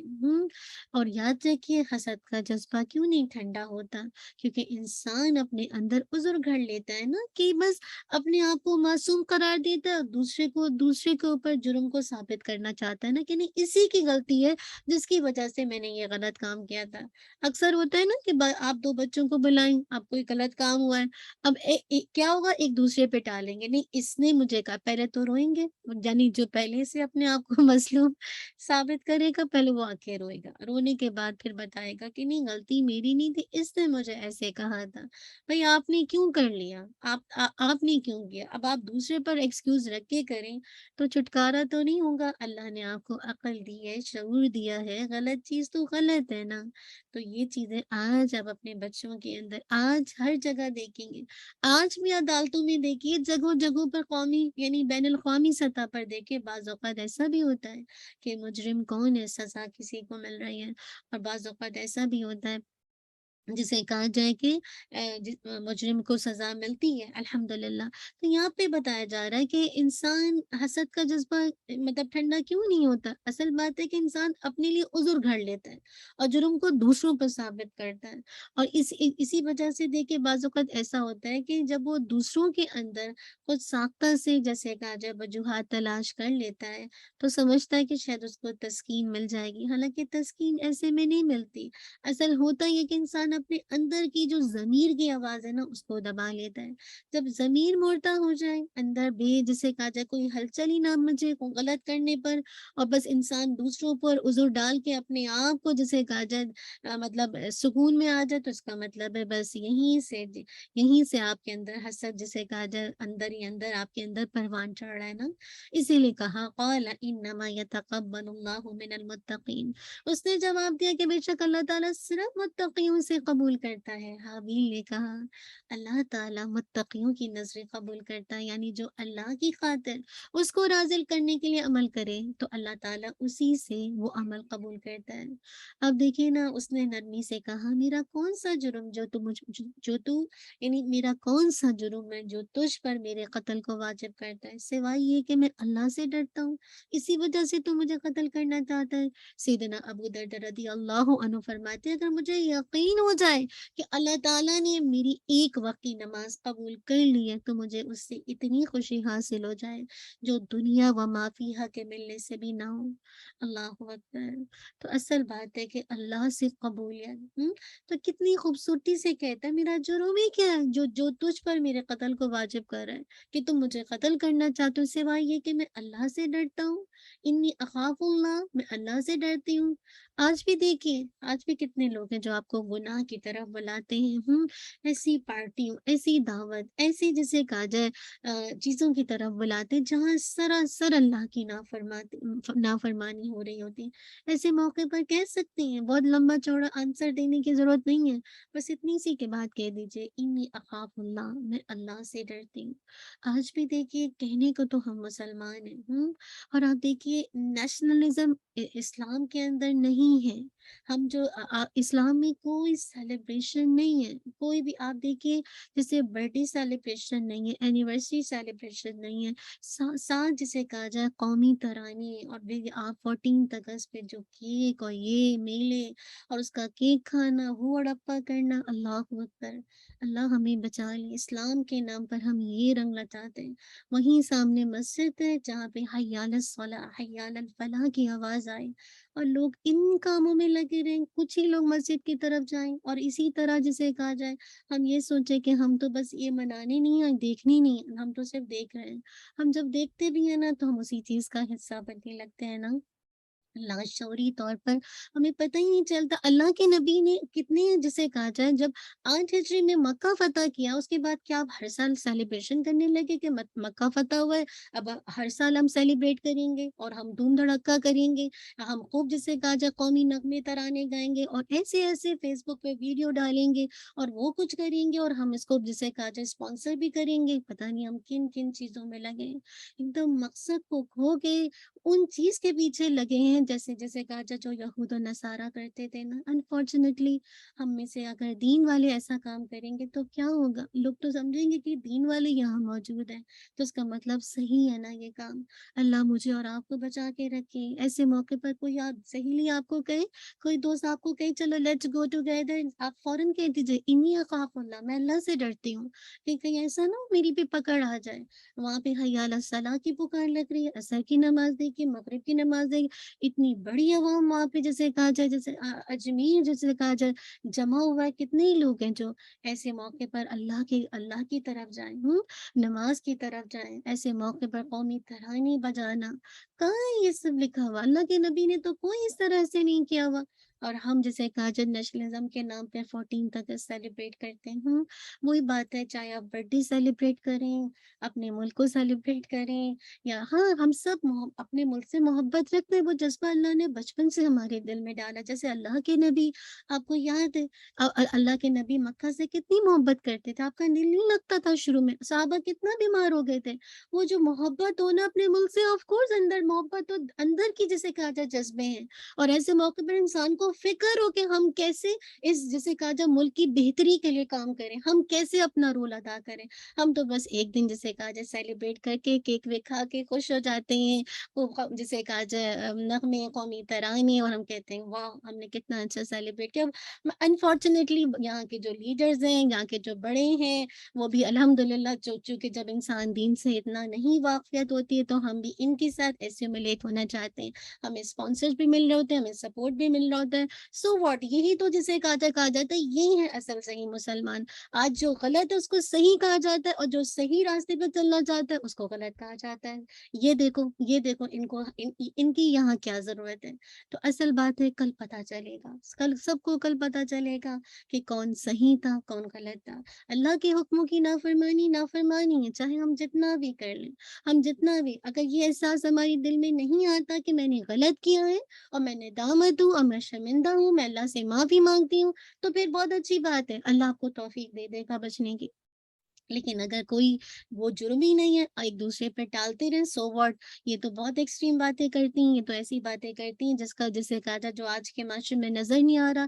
تو آج تو الٹی ہی گنگا بہ رہی ہے نا۔ آج آپ دیکھیے جو صحیح ہوتا ہے اس کو لوگ غلط کہتے ہیں، اور جو غلط کر رہا ہوتا ہے اس کا لوگ ساتھ دے رہے ہوتے ہیں۔ آج کتنے لوگ ہیں جو غلط کا ساتھ دینے کے لیے کھڑے ہیں۔ آج حق کو باطل، باطل کو حق کر کے پیش کیا جا رہا ہوتا ہے۔ لیکن یاد رکھیے اگر ہم میں سے آج دیکھیے جو جسے کہا جائے جو حابیل ہے وہ حق پر قائم رہا، اس نے یہ نہیں کہا کہ میں تم سے بدلہ لے لوں، نہیں، اس نے کہا میں حق پر ہی قائم رہوں گا کیونکہ میں اللہ سے ڈرتا ہوں۔ جب اللہ کا ڈر ہوگا تو انسان ہو نہیں سکتا ایسی جگہوں پہ جانے سے پہلے 10 دفعہ اپنے آپ سے پوچھے، اپنے ضمیر سے پوچھے، اپنی ضمیر کی آواز کو دبائی نہیں، لوگوں کی باتوں میں نہیں آ جائے کہ 4 لوگ جا رہے تو میں بھی جسے کہا جائے چلی جاؤں، نہیں، اپنے آپ کو ایسی جگہوں سے روکے، اللہ کی آیات کو دیکھے کیا اللہ کا حکم ہے۔ تو آپ دیکھیے اللہ کا ڈر انسان کو بہت ساری چیزوں سے روک دیتا ہے نا۔ تو بات یہ کہ اللہ متقی پرہیزگار کا عمل قبول کرتا ہے، جس میں تقوی نہیں اس کا کوئی عمل قبول نہیں ہوگا۔ تو یہاں پہ بتا دیا، میں آپ کے سامنے کچھ متقین کی اقوال آپ کے سامنے رکھتی ہوں، تو پھر آپ دیکھیے گا کہ کیسے یہ اللہ سے ڈرنے والے تھے نا۔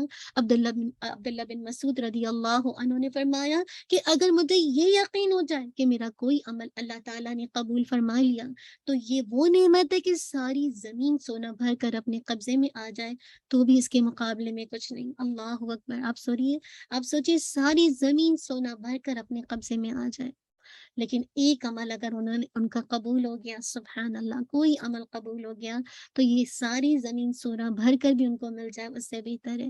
سیدنا عمر بن عبدالعزیز رضی اللہ عنہ نے ایک شخص کو خط میں یہ ایک طرح سے نصیحت لکھی کہ میں تجھے تقوی کی تاکید کرتا ہوں، اور جس کے بغیر کوئی عمل قبول نہیں ہوتا، اور اہل تقوی کے سوا کسی پر رحم بھی نہیں کیا جاتا، اور اس کے بغیر کسی چیز پر ثواب نہیں ملتا۔ اس بات کا آواز کہنے والے تو بہت ہیں مگر عمل کرنے والے بہت کم ہیں۔ اللہ تعالیٰ مجھے اور آپ کو، ہم سب کو کہنے سے زیادہ عمل کی توفیق دے دے۔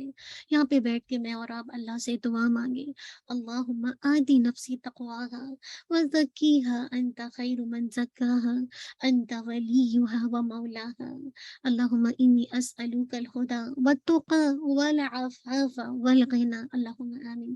اسی طرح سیدنا علی رضی اللہ عنہ نے فرمایا کہ تقوی کے ساتھ کوئی چھوٹا سا عمل بھی چھوٹا نہیں ہے، اور جو عمل مقبول ہو جائے اسے چھوٹا کیسے کہا جا سکتا ہے؟ وہ چھوٹا ہو ہی نہیں سکتا، وہ تو بہت بڑا ہے۔ کیوں؟ کیونکہ اللہ رب العزت نے اسے قبول کر لیا۔ اسی لیے رب العزت نے کیا فرمایا، لَن يَنَالَ اللَّهَ لُحُومُهُمَا وَلَا دِمَاؤُهَا وَلَكِنْ يَنَالُهُ التَّقْوَىٰ مِنْكُمْ، اللہ تعالیٰ کو نہ کبھی ان کا گوشت پہنچتا ہے اور نہ ہی ان کا خون، بلکہ اللہ تعالیٰ کو صرف تمہارا تقویٰ پہنچتا ہے۔ تو بات یہ ہے کہ اللہ تعالیٰ کو لحومها ولا دماؤها نہیں پہنچتا، نہ ہی دماغ دم کی جمع ہے، لحوم جسے کہا جائے لحم کی جمع ہے، تو نہ ہی اللہ تعالیٰ کو کیا پہنچتا ہے، نہ ہی گوشت پہنچتا ہے اور نہ ہی خون، وَلَكِنْ يَنَالُهُ التَّقْوَىٰ، اللہ تعالیٰ کو تو جسے کہا جائے صرف تمہارا تقوی پہنچتا ہے۔ اسی لیے کہا سورہ حج کی آیت ہے، آیت نمبر 37 آگے کہا جا رہا ہے لَئِن بَسَطتَ إِلَيَّ يَدَكَ لِتَقْتُلَنِي مَا أَنَا بِبَاسِطٍ يَدِيَ إِلَيْكَ لَأَقْتُلَكَ، یقیناً اگر تو نے میری جانب اپنا ہاتھ بڑھایا تاکہ تو مجھے قتل کر دے تو میں اپنا ہاتھ تیری جانب بڑھانے والا نہیں۔ کتنی بڑی بات ہے یہ آیت، جسے کہا جائے امن، تقوی اور صلح کی بہترین نمونہ پیش کرتی ہے کہ کوئی آپ کو قتل کرنا چاہتا ہے اور آپ آگے سے کہیں ما انا بباسطی یدی الیک لاقتلک، میں اپنا ہاتھ تیری جانب نہیں بڑھانے والا ہوں کہ میں تجھے قتل کر دوں۔ کیوں؟ آگے بتا دے انی اخاف اللہ، کیوں؟ کیونکہ میں تو اللہ سے ڈرتی ہوں۔ کون اللہ ہے؟ رب العالمین، جو تمام جہانوں کا رب ہے۔ اللہ اکبر۔ یہ نمونہ ایسے وقت میں پیش کیا جا رہا ہے جب انسان اور اس کا ضمیر تک غصے میں آ جاتا ہے۔ آپ دیکھیں نا، کوئی آپ کو قتل کی دھمکی دے، آپ کو غصہ نہیں آئے گا؟ آپ کو نہیں جسے کہا جائے اندر سے، جسے کہا جائے بے چینی ہوگی، اس نے مجھے قتل کی دھمکی دی ہے، آپ اسے باہر ہو جائیں گے۔ لیکن ایسے موقع پر کون یہ جملہ کہہ سکتا ہے ما انا بباسط یدی الیک لاقتلن، یقیناً اگر تو نے میری جانب اپنا ہاتھ بڑھایا تاکہ تو مجھے قتل کر دے تو میں اپنا ہاتھ تیری جانب بڑھانے والا نہیں۔ اللہ اکبر۔ یہ الفاظ آج، یہ مزاج اگر آج امتوں کا پیدا ہو جائے، ایک ایک فرد کی جسے کہا جائے زبان سے یہ الفاظ ادا ہو تو آپ دیکھیے گا دشمنی دوستی میں بدل جائے گی۔ اللہ اکبر۔ یہ آیت واضح کرتی کہ قتل کے جواب میں، جوابی قتل کی تیاری سے اللہ کا خوف ہی صرف انسان کو بچا سکتا ہے۔ اسی لیے اس نے کہا نا، میں کیوں نہیں تمہاری طرف اپنا ہاتھ بڑھاؤں گا، انی اخاف اللہ، میں اللہ سے ڈرتا ہوں جو کہ رب العالمین ہے۔ اللہ کے نبی صلی اللہ علیہ وسلم نے فرمایا جب دو مسلمان تلواریں لے کر لڑنے کے لیے ایک دوسرے کے سامنے آتے ہیں، پھر جنگ کرتے ہیں، تو قاتل اور مقتول دونوں جہنمی ہوتے ہیں۔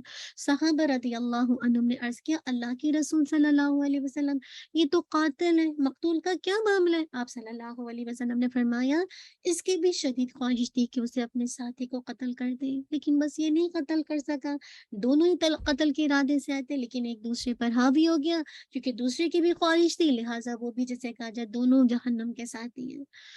اللہ اکبر۔ لیکن آپ دیکھیے کہ جو حابیل ہے وہ، اس کی کوئی خواہش نہیں ہے قتل کرنے کی، کیوں؟ کیونکہ انی اخاف اللہ، وہ اللہ سے ڈرتا ہے، اخاف اللہ، وہ اللہ سے ڈرتا ہے جو رب العالمین ہے۔ اگر یہ مزاج آج امت مسلمہ کا ہو جائے، یہ مزاج آج امت مسلمہ کے ہر شخص کا ہو جائے تو آپ دیکھیے یہ دوستی دشمنی میں، دشمنی دوستی میں بدل جائے۔ یہ کیسے بدل سکتی ہے؟ یہ آپس کے جو ہمارے رشتے، آپس کے جو رشتوں میں آپ دیکھیے کس قدر ناچار کیے، کس قدر آپس کے رشتے کھٹے ہیں۔ یہ اصول بتا دیا گیا کہ جب آپ کے ساتھ کوئی برا کرے، آپ کیا کریں گے؟ ٹٹ فور ٹیٹ کریں گے، آپ بھی اس کے ساتھ وہی برا کریں گے؟ نہیں، آپ کو جو چیز روکے گی اللہ کا تقوی، اللہ کا خوف تھا نا حابیل کے اندر، جس کی وجہ سے اس نے جوابی کاروائی نہیں کی، جوابی قتل کی تیاری نہیں کی۔ تو اللہ کا ڈر انسان کو گناہوں سے بچا سکتا ہے، اللہ کا خوف انسان کو گناہوں سے روک لیتا ہے۔ عمر رضی اللہ عنہ کا قول پہلے بھی آپ کے سامنے میں نے بتایا تھا نا کہ اگر کوئی اللہ کے حکم کی جسے کہا جائے نافرمانی کرتا ہے، اور آپ کو مطلب مراد ہے کہ کوئی بھی اللہ کے حکم کے خلاف ورزی کرتا ہے، تو تم اس کے مقابلے میں اللہ کے حکم کی نافرمانی نہ کرو۔ تو دیکھیے ایک مومن کے لیے حابیل اور قابیل کے قصے میں بہت سارا سبق ہے، بہت کچھ سبق ہے۔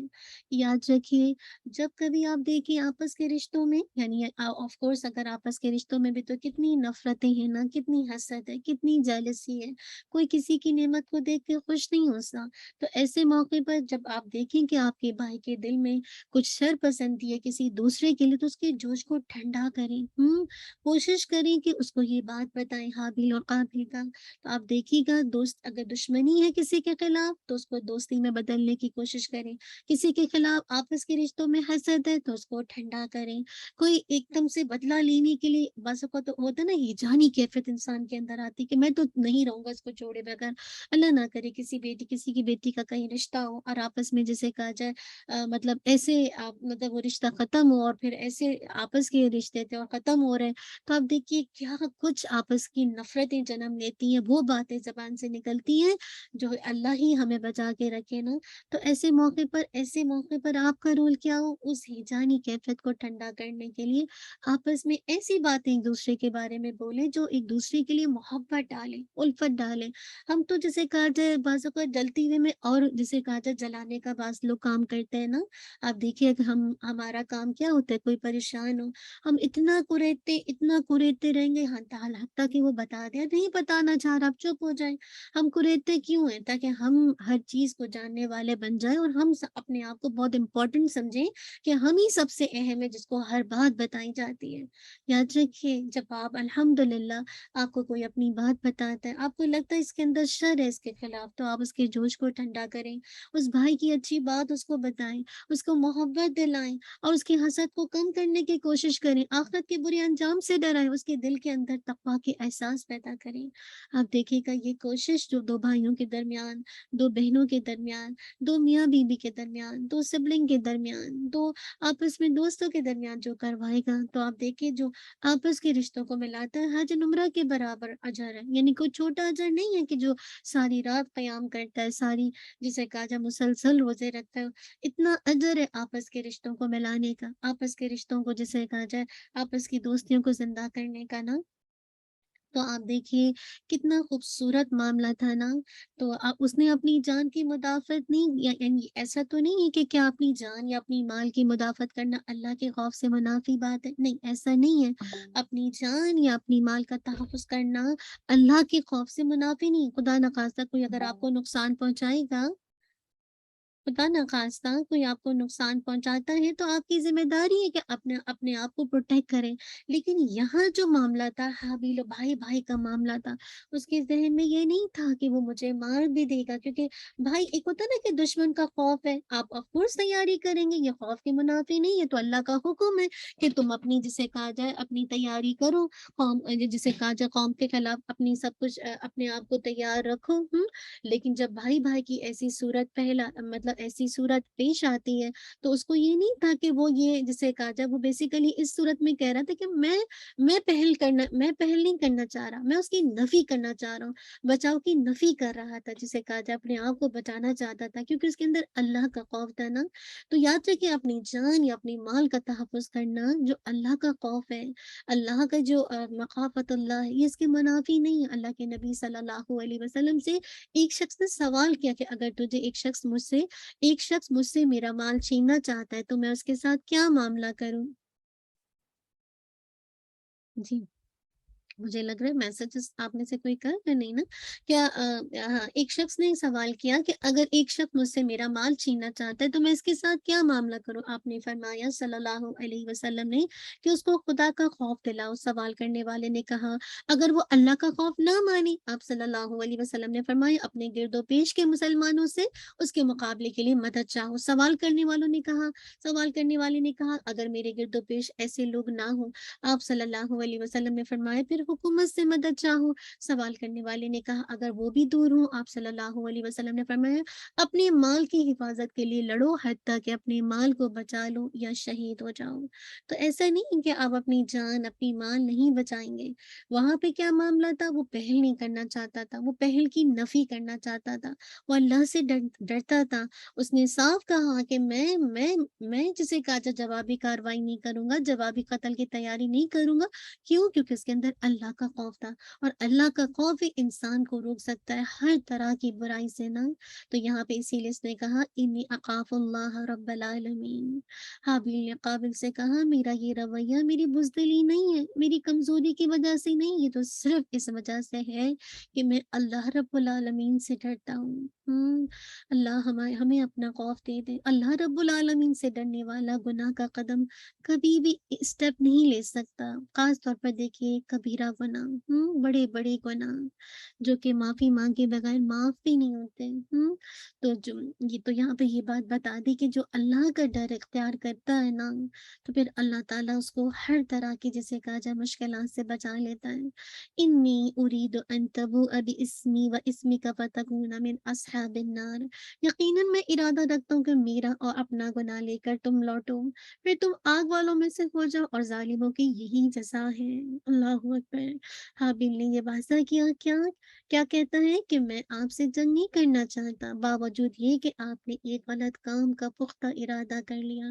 اسی طرح مجاہد سدی ابن جریر سے روایت ہے کہ حابیل نے کہا کہ میں چاہتا ہوں تو نے پہلے جو گناہ کیے ہیں ان کے ساتھ میرے قتل کا گناہ بھی تیرے سر ہوگا۔ اللہ اکبر۔ اس کا مطلب یہ نہیں ہوگا کہ مقتول کے سارے گناہ قاتل کے نام اعمال میں منتقل ہوں گے، یہ نہیں۔ قیامت کے دن ایسا ہو سکتا ہے کہ قاتل کی ساری نیکیاں دے کر بھی مقتول کا حق ادا نہ ہو سکے۔ مراد ہے کہ جو قتل، یہ ایسا نہیں کہ قتل کیا تو اس کے علاوہ بھی جو مقتول کے گناہ سارے گناہ جسے کہا جائے جو قتل کر رہا ہے اس کے نام اعمال میں چلے جائیں گے، ایسا نہیں ہے، نہیں ہو سکتا، بلکہ جو قتل کیا ہے اس قتل کی سزا اس کے نام اعمال میں چلی جائے گی۔ تو قتل کے جواب میں کہنے لگا میں قتل نہ کروں گا، میں قتل نہ کروں گا۔ تو تو حابیل نے کہا میرا ذہن قتل کی طرف نہیں چاہتا کیونکہ میں اللہ سے ڈرتا ہوں۔ اللہ اکبر۔ میں قاتل نہیں بنوں گا، میں قتل کو ترجیح نہیں دوں گا۔ ہاں اگر تو قتل کیا تو میرے گناہ کا بوجھ اٹھا کر واپس لوٹے گا۔ تو جرم سے روکنے کے لیے حابیل نے کیا کیا، قاتل کو ایک طرح سے بتایا، اس کو ایک طرح سے جو آگے پیش آنے والی صورت تھی اس کے نتائج سے اس کو آگاہ کیا کہ دیکھو تم ایسا کرو گے نا، اگر تم نے مجھے قتل کیا تو تم گناہ کا بوجھ اٹھا کر واپس لوٹو گے۔ اللہ اکبر۔ اب دیکھیے ریزن بھی بتا رہا نہ کرو تاکہ تم دونوں کے گناہوں کا بوجھ اٹھا کر واپس لوٹو گے۔ تو کیسے اس نے جسے کہا جائے نتائج بتائے تاکہ بھائی کو گناہ سے متنفر کرے، گناہ سے نکلنے کے لیے اللہ کا خوف دل کے اندر رکھے تاکہ وہ گناہ سے باز آ جائے۔ حابیل نے خوف کی بھیانک سی ایک تصویر اس کے سامنے پیش کی تاکہ اس کا جو ظالم بھائی ہے، جو ظلم کرنا چاہتا ہے اپنے بھائی پر، وہ ظلم سے باز آ جائے۔ اللہ اکبر۔ اور قابیل نے دیکھے قتل ہی کر دیا، اور قابیل کا نقصان کیا تھا، اپنے بھائی کا قتل کر کے ہمیشہ کے لیے کبیرہ گناہ کا مرتکب ہو گیا۔ پھر دیکھیے ہر خون ناحق کا بوجھ قابیل پر پڑتا ہے، کیوں؟ کیونکہ اللہ کے نبی صلی اللہ علیہ وسلم نے فرمایا جو قتل بھی ظلم کے ساتھ ہوتا ہے اس کے خون ناحق کا بوجھ آدم علیہ السلام کے پہلے بیٹے پر ہوتا ہے۔ کیوں؟ کیونکہ یہ پہلا شخص ہے جس نے قتل کا کام کیا۔ تو دنیا میں جتنے بھی ناحق قتل ہوتے ہیں، اب یہ دیکھیے جو حابیل کا قتل تھا ناحق قتل تھا نا، صرف حسد، جلن، جیلسی، بغض، نفرت، اس وجہ سے غضب، غصے کی وجہ سے نا، تو یہ جو قتل ہوا ناحق قتل ہوا۔ تو جتنے بھی دنیا میں اب تک یعنی جب تک دنیا قائم ہے ناحق قتل ہوتا رہے گا، تو اس قتل کا ایک حصہ کس پر جائے گا؟ جسے کہا جائے اسی قابیل کے اوپر جائے گا۔ اسی لیے کہا فَتَكُونَ مِنْ أَصْحَابِ النَّارِ وَذَلِكَ جَزَاءُ الظَّالِمِينَ، پھر تم آگ والوں میں سے ہو جاؤ اور ظالموں کی یہی جزا ہے۔ اللہ اکبر۔ اب دیکھیے حابیل نے قابیل کو اللہ کے عذاب کو خوف بھی دلایا، اور یہ بھی بڑے ظلم کی وجہ سے ہے۔ اللہ اکبر، بتایا کہ تم اللہ کے عذاب سے بچ جاؤ، اس کے عذاب کا خوف دلائے تاکہ وہ ظلم سے باز آ جائے اور عدل پر قائم ہو۔ تو یاد رکھیے قتل کا جو ارتکاب کرے گا یہ کبیرہ گناہ ہے، اور یہ اللہ تعالیٰ کہہ رہے ہیں یہ ذالک جزاء الظالمین، ایسے جو ظالم ہیں ان کی جزا کیا ہے، جہنم میں داخل ہونے والے ہیں۔ تو اب کیا ہوا، فَطَوَّعَتْ لَهُ نَفْسُهُ قَتْلَ أَخِيهِ فَقَتَلَهُ فَأَصْبَحَ مِنَ الْخَاسِرِينَ، چنانچہ اس کے نفس نے اس کے لیے اس کے بھائی کے قتل کو پسندیدہ بنا دیا۔ اتنی غضب تھا نا، اتنی حسد تھی، اتنا بغض تھا کہ اس کی قربانی کیوں قبول ہے، میری قربانی قبول نہیں۔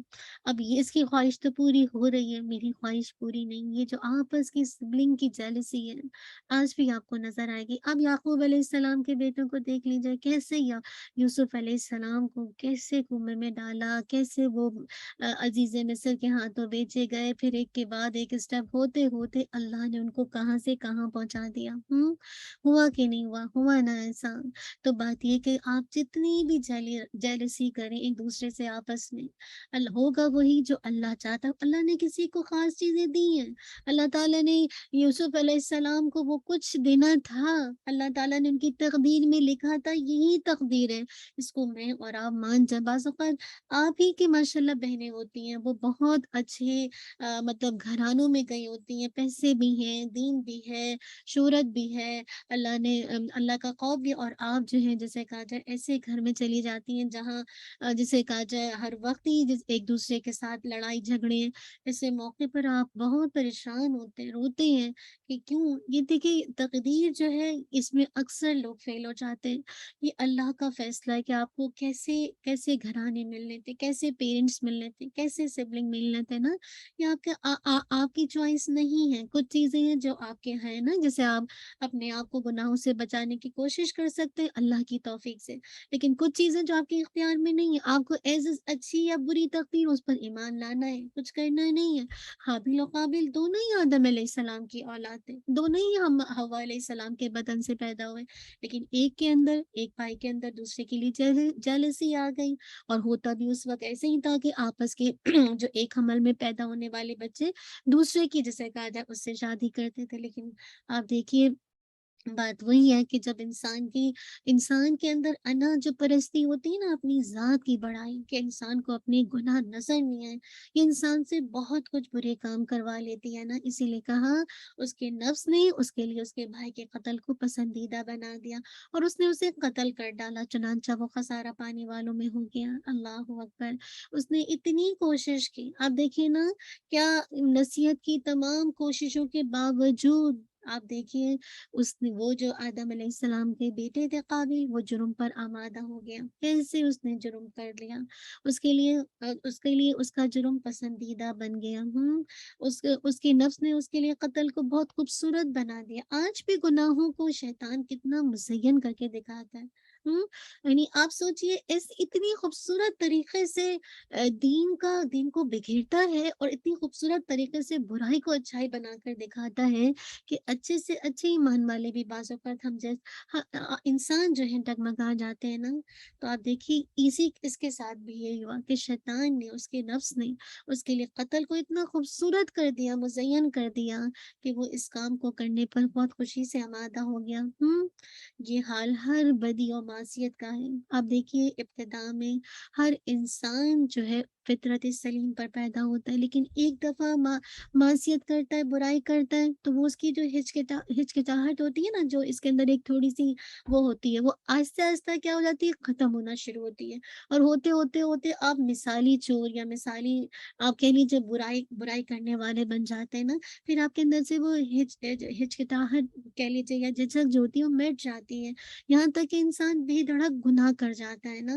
تو نفس کے اندر کے حسد نے کیا کیا، جو اس کے اندر حسد بھرا ہوا تھا قابیل کے اندر حابیل کے لیے، اس نے اس کو آمادہ کر دیا کہ اس ہولناک جرم پر، کہ وہ اپنے بھائی کا قتل کر دے۔ اور اس نے کیا کیا، فقتلہ، حابیل کی قربانی قبول ہونے پر قابیل کو اتنی ملامت ہوئی، اس نے کہا میرے والد نے تیرے لیے دعا کی، تیری قربانی قبول ہو گئی، اب میں تجھے زندہ نہیں چھوڑوں گا۔ اور ایک دن حابیل کو بکریوں میں گھرے ہوئے گھر آنے سے دیر ہو گئی، تو باپ نے کہا بھائی کو ڈھونڈ کر لاؤ۔ اس پر قابیل نے کیا سوچا، اچھا موقع ہے، چنانچہ قابیل بھائی کو ڈھونڈنے نکل کھڑا ہوا۔ راستے میں حابیل سے اس کی مٹبھیڑ ہو گئی۔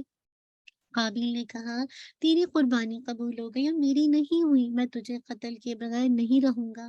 حابیل نے کہا میں نے اپنا پاکیزہ اور محبوب ترین مال پیش کیا تھا، اور تو نے تو ردی مال۔ اللہ تعالیٰ پاکیزہ مال کو قبول کرتا ہے اور پرہیزگاروں ہی سے قبول کرتا ہے۔ حابیل کے اس جواب سے قابیل کے اندر ایک جسے کہا جائے نا مزید ایک غصے کی آگ بھڑک ہو گئی، اور لوہا اٹھا کر حابیل کے دے مارا۔ حابیل نے کہا بد نصیب قابیل، تو اللہ کو بھول گیا، وہ تیرے کرتوتوں کی سزا دے گا۔ آخرکار اس نے حابیل کو مار کر میدان میں لا کر ڈال دیا۔ یہ بھی ابن کثیر کی روایت میں آتا ہے۔ تو اصل بات ہے کہ جب غصے کی آگ اندر بھڑکتی ہے نا، تو آپ دیکھیے آپ کو ہوش نہیں رہتا کہ آپ اپنے منہ سے کیا الفاظ نکال رہے ہیں، آپ کے ہاتھوں میں کیا، کتنے گھر تباہ ہو جاتے ہیں صرف یہ غضب کی آگ کی وجہ سے، یہ حسد کی آگ کی وجہ سے، آپس کے مطلب پورے خاندان تباہ ہو جاتے ہیں۔ اور یہاں پہ جو سیکھنے کی بات ہے نا، کہ اللہ پاکیزہ مال کو قبول کرتا ہے۔ آج اپنے مال کو چیک کیجیے، کہاں سے کمائی کرتے ہیں، کہاں سے مال کماتے ہیں، مال آتا کہاں سے، حلال طریقے سے یا حرام طریقے سے۔ اللہ حرام کمائی سے جو آپ صدقہ کرتے ہیں اس سے صدقہ قبول نہیں ہوتا۔ ایک شخص جسے کہا جائے ایک شخص بڑا گندا حال آیا نا، اس طرح سے روایت میں آتا ہے حدیث کی، مختصر میں آپ کے سامنے رکھتی ہوں۔ بہت ہی بڑا گندا حال، اور اللہ سے خوب دعا کر آگے پیچھے سے، اور بہت ہی برا حال ہے نا۔ تو اللہ کے نبی نے کہا اس کی دعا کیسے قبول ہو، اس کا تو مال حرام کا ہے، اس کا تو کھانا حرام ہے، پینا حرام ہے۔ تو بات یہ کہ اللہ پاکیزہ مال کو قبول کرتا ہے، اور پاکیزہ مال اور ساتھ ہی پرہیزگاروں کی قبول کرتا ہے نا، جو اللہ سے ڈرنے والے ہیں۔ آج آپ دیکھیے ہمارے بچے، ہمارے ماں باپ، ہمارے جو بھی جابس کرتے ہیں، کہاں جاب کرتے ہیں، حلال ہے یا حرام ہے؟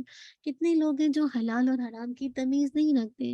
آج آپ دیکھیے کتنے لوگ ہیں انکم ٹیکس میں جاب کرتے ہیں، آپ کو پتا ہے جو سراسر اس کے اندر ریشو ہوتا ہے نا کہ کتنا پرسنٹ ہے، جو کہ جسے کہا جائے کہ ہاں، جس کو علماء کہتے ہیں کہ ہاں اتنی پرسنٹ ہے، اگر یہ چیز حرام پہ تو یہ پوری جاب ہی حرام ہو جائے گی۔ بینکنگ کو دیکھ لیجیے، پورا سرمایہ سود پہ چل رہا ہے، اللہ کی نافرمانی پر چل رہا ہے۔ کتنے لوگ ہیں جو میکڈونلڈس میں جاب کرتے ہیں، آپ کو پتا ہے وہاں پہ کیا بیچا جا رہا ہے، بہت اس سے بتاتے ہیں، دوسروں کو آفر کرتے ہیں، ہم خود اپنے ہاتھوں سے سرو کر رہے ہوتے ہیں نا۔ تو اللہ پاکیزہ مال کو قبول کرتا ہے۔ جو اس نے مال دیا تھا، رتی مال دیا تھا۔ جو حابیل نے اللہ کے راستے میں مال دیا تھا، وہ اپنا محبوب ترین مال دیا تھا۔ اور اللہ تعالیٰ تو، اللہ کی محبت کو میں اور آپ پا ہی نہیں سکتے جب تک کہ محبوب ترین مال کو اللہ کے راستے میں نہ خرچ کریں۔ محبوب کے ساتھ وہ طیب بھی ہو، پاکیزہ بھی ہو، قبول ہو۔ یعنی آپ دیکھیے کتنے لوگ ہوتے ہیں تو جلدی کرتے ہیں نا، یعنی دوڑ دھوپ کرتے ہیں، یہ نہیں دیکھتے۔ آپ دیکھیے کتنے لوگ ہیں جو مطلب اس چیز کی فکر ہی نہیں کرتے کہ مال حلال سے ہو رہا ہے حرام سے۔ کتنے لوگ ہیں جو حرام کی انکم پہ، جسے کہا جائے، آپ دیکھیے ایک گھر لیا، دوسرا گھر لیا، پھر اس پہ چڑھایا، سود آ رہا ہے، اس سے پھر خوش ہو رہے ہیں۔ یاد رکھیے یہ جو زندگی کی یہ ریل پہ ہے نا، یہ کتنے دن تک ہے، کتنے دن تک آپ ان گھروں میں رہیں گے؟ کوئی بھی تو ان گھروں میں نہیں رہ سکتا نا۔ تو اپنے لیے، اپنے بچوں کے لیے یہ ٹارگٹ بنائیے کہ اللہ میرے مال کو طیب بنا، میرے شوہروں کو، ہمارے شوہروں کو، ہمارے باپوں کو، ہمارے بچوں کو توفیق دے کے وہ پاکیزہ مال کمائیں، اور اس کمائی سے اللہ کے راستے میں صدقہ کریں گے، انشاءاللہ اللہ تعالیٰ اپنی رحمت سے اس کو قبول کریں گے نا۔ تو اصل بات ہے کہ اس نے کیا کیا، اس نے وہ بھول گیا، قابیل بھول گیا، اللہ تعالیٰ کو بھول گیا، وہ اپنے کرتوتوں کی سزا پائے گا۔ اکثر تو یہی ہوتا ہے جب ہم اللہ کی نافرمانی کرتے ہیں، اللہ کو بھول جاتے ہیں، غضب اتنا حاوی ہوتا ہے کہ ہمیں یاد بھی نہیں رہتا کہ ہماری زبان سے کون سے الفاظ نکلے، کہ جو دلوں کو، جسے کہا جائے، چیر گئے، جو دلوں کو ہلاک کر گئے نا۔ تو پھر کیسے اس نے حابیل کو مار کر میدان میں لا کر ڈال دیا، فَأَصْبَحَ مِنَ الْخَاسِرِينَ، اب وہ خسارہ پانے والوں میں سے ہو گیا نا۔ یعنی قابیل نے حابیل کو قتل کیا، اور وہ دنیا میں اور آخرت میں کیسے خسارہ پانے والوں میں شامل ہو گیا۔ اگر آپ کے اندر ایمان کی شمع ہے نا، تو گناہ ہوتے ہیں نا تو انسان کے اندر کھٹکتے ہیں، اور کھٹکتے ہیں تو انسان کو اپنا خسارہ نظر آتا ہے۔ تو وہ لوگ بہترین ہیں جو اس ہلاکت سے بچنے کے لیے، اس نقصان سے بچنے کے لیے آخرت کی فوراً اللہ کی طرف ریپینٹ کرتے ہیں۔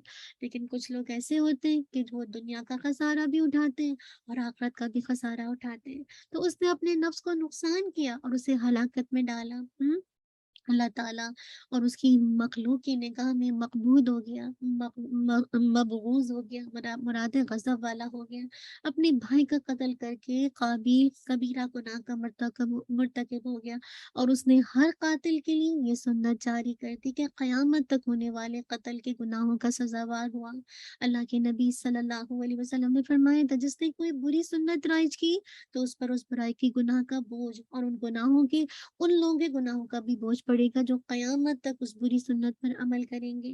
آج کیا کچھ نبی صلی اللہ علیہ وسلم کے نام پر بدعات جاری ہیں، اور جاری ہیں کہ ختم ہونے کا نام نہیں، اور جہاں تک ہم ان بدعات کو کرتے رہتے ہیں، جھومتے رہتے ہیں اور بولتے رہتے ہیں، تو آپ سوچیں کل قیامت کے دن کیا حال ہوگا۔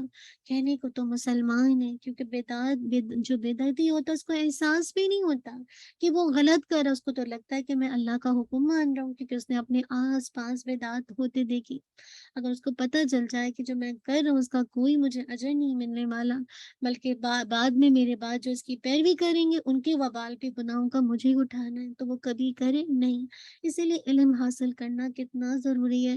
دنیا میں جو بھی قتل کرتا ہے اس کے خون کا گناہ کا کچھ حصہ آدم کے پہلے بیٹے کے حصے میں بھی جاتا ہے، کیونکہ وہ پہلا شخص ہے جس نے قتل کی، جرم کی ابتدا کی۔ عبداللہ بن مسعود رضی اللہ عنہ نے فرمایا، نے بیان کیا کہ اللہ کے نبی صلی اللہ علیہ وسلم نے فرمایا، جب بھی کوئی انسان ظلم سے قتل کیا جاتا ہے تو آدم کے سب سے پہلے بیٹی قابل کے نام اعمال میں بھی اس کا قتل کا گناہ لکھا جاتا ہے، کیونکہ قتل ناحق کی بنا سب سے پہلے اسی نے قائم کی۔ اللہ اکبر۔ تو یہاں پہ جو یہ اس مقام پر اس قصے کو لانے کا مقصد کیا تھا؟ یہ قصہ انسان کے دل و دماغ کو ان احکامات کو قبول کرنے کے لیے آمادہ کرتا ہے کہ جو سخت سزاؤں سے متعلق ہے نا۔ آپ دیکھیے یہ قصہ اسی لیے لایا گیا کہ آپ کو احکامات پہ احکامات بتائے جا رہے ہیں، بار بار کیا ایھا الذین آمنو کی پکار لگائی جا رہی ہے، اور پھر اس کے بعد اس کی سزائیں بھی بتائی جا رہی ہیں۔ تو اگر کوئی بھی اللہ کے احکامات کو قبول نہیں کرتا تو وہ اس قصے کو دیکھ لے کہ کیا حال ہوا نا۔ تو اب اس قصے کو دیکھ کر انسان سوچے کہ اگر میں اللہ کے احکامات کو آج قبول نہیں کرتی تو میں اور آپ کیسے ان سزاؤں سے محفوظ رہ سکتے ہیں جو کل کے دن پیش آنے والی ہے نا۔ اللہ اکبر۔ انہیں حابیل اور قابیل کا قصہ ظلم اور نیک نفسی کے ساتھ کیسے پیش کر دیا گیا کہ ایک بھائی نے دوسرے بھائی کو قتل کر کے سری ظلم کیا، اور اس قتل کی کوئی وجہ بھی نہیں تھی، لیکن کیسے آپ دیکھیے مقتول کتنا نیک نیتی تھا نا، یعنی وہ صلاح چاہتا تھا، وہ اپنے بھائی کے ارادوں کے باوجود اس کی قتل کی تدبیر نہیں کرنا چاہتا تھا، بلکہ اپنے بھائی کی حسد کی آگ کو ٹھنڈا کرنے کی کوشش کرنا چاہتا تھا۔ تو اصل بات ہے کہ انسان کا ضمیر جب زندہ ہوتا ہے نا اور اس کو اپنے گناہ نظر آتے ہیں نا، تو پھر وہی ایسا شخص ہی ظلم سے باز رہ سکتا ہے۔ اسی لیے دیکھیے اللہ تعالیٰ نے جو قصاص کا حکم نازل کر دیا نا کہ ظلم کے خلاف قانون بنایا قصاص کا نا، یا ایھا الذین آمنوا کتب علیکم القصاص فی القتل الحر بالحر والعبد بالعبد والانثى بالانثى۔ اللہ نے قصاص کا قانون، ورنہ تو اس طرح قتل ہوتا ہی رہتا جسے کہا جائے لا علمی، مطلب جسے کہا جائے اس طرح سے تو قتل ہوتا ہی رہتا جیسے کہا جائے۔ تو اللہ تعالیٰ نے یہاں اس طرح سے بچانے کے لیے قصاص کا قانون بنایا۔ آپ پڑھ چکے ہیں الحمدللہ سورۃ البقرہ کے اندر، فَبَعَثَ اللَّهُ غُرَابًا يَبْحَثُ فِي الْأَرْضِ لِيُرِيَهُ كَيْفَ يُوَارِي سَوْءَةَ أَخِيهِ۔ پھر اللہ تعالیٰ نے ایک کوا بھیجا جو زمین کو ریتتا تھا تاکہ وہ اسے دکھائے کہ کیسے وہ اپنے بھائی کی لاش چھپائے۔ اب ہوا کیا، اس نے کہا ہائی میری بربادی، قال یا ویلتا، یہ جو یا ویلتا نا بہت حسرت کا جملہ ہے، بہت زیادہ، جیسے اپنے آپ کو عاجز محسوس کرنا، ارے جیسے یہ والا ہائی میری بربادی، کیا میں اس سے عاجز ہو گیا کہ اس کوے کی مانند ہو جاؤں، تو میں اپنے بھائی کی لاش کو چھپا دوں۔ چنانچہ وہ شرمندہ ہونے والوں میں سے ہو گیا، فَأَصْبَحَ مِنَ النَّادِمِينَ۔ تو یہاں پہ کیا بتایا جا رہا ہے، قابیل نے اپنے بھائی کی لاش یوں ہی چھوڑ دی تھی، چھپانے کی اس نے کوشش نہیں کی تھی۔ اب دیکھیے یبحث فی الارض، اور یہاں پہ بتایا جا رہا ہے کہ کیسے آپ جسے کہا جائے کہ مطلب کیسے وہ اپنے بھائی کی لاش کو چھپائے۔ تو یہاں پہ کوے کی یہ عادت ہوتی ہے کہ جب کھانے کی کسی چیز کو کھانا نہیں چاہتا نا تو وہ کیا کرتا ہے، زمین کھود کر اس کے اندر اس چیز کو چھپا دیتا ہے۔ تو اب کیا ہوا، اس نے یہ عمل دیکھا، کیف یواری سوءۃ اخیہ، کیسے وہ اپنے بھائی کی لاش چھپائے، تو کوے کی وجہ سے بھائی کی لاش کو چھپانے کا طریقہ اسے سمجھ آ گیا۔ اللہ اکبر۔ یاد رکھیے میت کا جو جسم ہوتا ہے نا، بدن ہوتا ہے، وہ ستر ہوتا ہے، یعنی اس کو چھپانا چاہیے۔ اللہ اکبر۔ اللہ تعالیٰ نے آج ہمیں زمین مرنے کے بعد زمین میں جو ڈالا ہے تاکہ زمین ہمیں چھپا دیتی ہے، ہمارے اندر جو جو چیزیں تبدیل ہو رہی ہوتی ہیں تیزی سے، جسے کہا جائے ہمارے بدن کے اندر تبدیلی آتی ہے، کیسے ہر چیز ڈیکمپوز ہو رہی ہوتی ہے، تو اللہ نے ایک طرح سے ہمیں زمین کے اندر دفنا کر زمین کی مٹی میں جانے کے بعد ہمیں سطر دے دیا، چھپا دیا ہے۔ تو کوے کو دیکھ کر قابل کو ندامت ہوئی نا تو کوے کے واقعے سے کیا سبق ملتا ہے کہ جو اللہ کے حکم اور زمین کی آواز کی پرواہ نہیں کرتے نا، تو پھر کیا ہوتا ہے، وہ کوے سے الہام حاصل کرتے ہیں۔ یعنی اس زمین کی آواز کو تو اس نے چھپا دیا، اللہ کے حکم کو بھی چھپا دیا، قتل تو منع تھا، تو زمین کی آواز اور اللہ کے حکم پر لبیک کہنا میرے اور آپ کے لیے ضروری ہے۔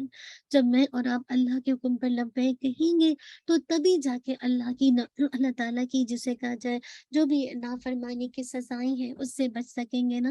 تو جرم کرنے کے بعد اعتراف اور ندامت کی ہم سب کو ضرورت ہوتی ہے، اور جرم کو چھپانا، یہ تدبیر کرنا، یہ شیطانی کام ہے۔ آج بھی کتنے لوگ ہیں جو جرم کر کے جیسے کہا جائے اس کو چھپاتے ہیں، اس کے لیے تدبیر کرتے ہیں، لیکن آپ دیکھیے کتنی انویسٹیگیشن ہوتی ہے، باقی بعض اوقات کیا ہوتا ہے مجرم کا پتہ چل جاتا ہے، اور جرم کر کے اعتراف کر لینا، اپنے آپ کو گلٹی محسوس کروانا، اللہ کے آگے جھک جانا، یہ انسان کو اللہ کے آگے سرخرو کر دیتا ہے نا۔ تو اللہ کی طرف سے ایک طرح سے ایک طریقہ بتا دیا گیا کہ میت کو دفن کرنے کے طریقہ بتا دیا گیا، کہ لاش کو ختم کرنے کے اور بھی طریقے تھے اس وقت کے دور میں، جیسے آگ جلا دیا جاتا تھا، اس وقت بھی ہے، بہت سے لوگوں کو آگ میں جلا دیا جاتا ہے یا سمندر میں پھینک دیا جاتا ہے، لیکن اللہ کی طرف سے زمین میں دفن کرنے کا طریقہ بتا دیا گیا۔ اب دیکھیے انسان کی کتنی عزت دی گئی ہے کہ اس کے مرنے کے بعد بھی، موت کے بعد بھی اسے دفن کر دیا جائے، اس کو زمین کے اندر ڈال دیا جائے۔ اور یہی انبیاء علیہ السلام کا یہی طریقہ تھا۔ اسلام چونکہ دین فطرت ہے، خالص حق دین ہے، اس لیے ضروری ہے کہ اس کی ہر بات عدل کے ترازو میں تل کر نکلے، اصول سے لے کر دیکھیے فروع تک دیکھیے، یعنی بیسک سے لے کر دیکھیے جہاں برانچز ہیں، ہر چیز میں ایک قدرتی نکھار آپ کو نظر آئے گا۔ کوئی مذہب ایسا نہیں ہے کہ جس کے اندر آپ کو اس طرح کی چیزیں نظر آئیں۔ اب دیکھیے مردوں کے مختلف جو مردے ہوتے تھے ان کے متعلق مختلف زمانے میں مختلف طرح کے نظریات تھے۔ جو قدیم مصری تھے وہ کیا کرتے تھے، لاشوں کو مخفی کر کے خوابگاہوں میں باحفاظت جسے کہا جائے رکھتے تھے۔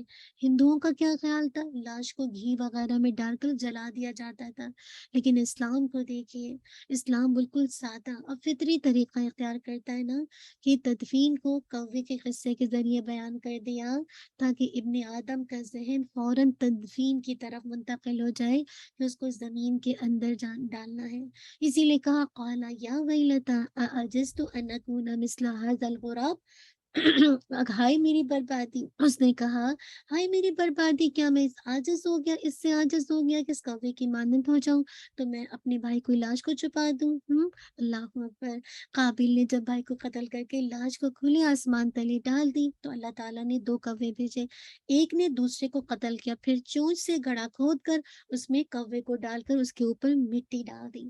اب یہ عمل قابل دیکھ رہا تھا، قابل نے جب یہ منظر دیکھا تو شرمندہ ہو کر کہنے لگا ہائے میری بدبختی، میں تو اس کوے سے بھی کیا گزرا ہوں کہ اپنے بھائی کی لاش نہ دفن کر سکا۔ فَأَصْبَحَ مِنَ النَّادِمِينَ، اپنے بھائی کے قتل کے بعد کووں کی تدبیر کی وجہ سے قابل نادم ہوا کہ میں تو اپنے بھائی کے دفن بھی نہیں کر سکا، کیسے کوے نے ایک کو دوسرے کو مارا اور اس نے اپنی چونچ سے اپنے اس سے مطلب وہ کھودا اور اس کے اندر کیسے دوسرے کوے کو دفنا دیا۔ تو تمام گناہوں کا انجام ندامت اور خسارہ ہے، کیوں؟ کیونکہ وہ اس نے جسے کہا جائے اپنے بھائی کو قتل کیا۔ اللہ اکبر۔ اور یہی جو پشیمانی ہے اور ندامت ہے، یہ عذاب پر عذاب ہے، دنیا میں بھی اور آخرت میں بھی۔ اسی لیے آگے بتایا من اجل ذالک کتبنا علی بنی اسرائیل انہ من قتل نفسا بغیر نفس، اسی وجہ سے ہم نے بنی اسرائیل پر لکھ دیا کہ یقیناً جس شخص نے کسی جان کو بغیر کسی جان کے بدلے قتل کیا، یعنی ایک ہوتا ہے قصاص کے بدلے قصاص، ایک کا قتل ہوا تو دوسرے کا قتل، لیکن کسی بغیر جان کے قتل، یعنی کسی جان کے بغیر کسی دوسرے کو قتل کیا یا زمین میں فساد کے بغیر قتل کیا تو گویا اس نے تمام انسانوں کو قتل کیا۔ اللہ اکبر۔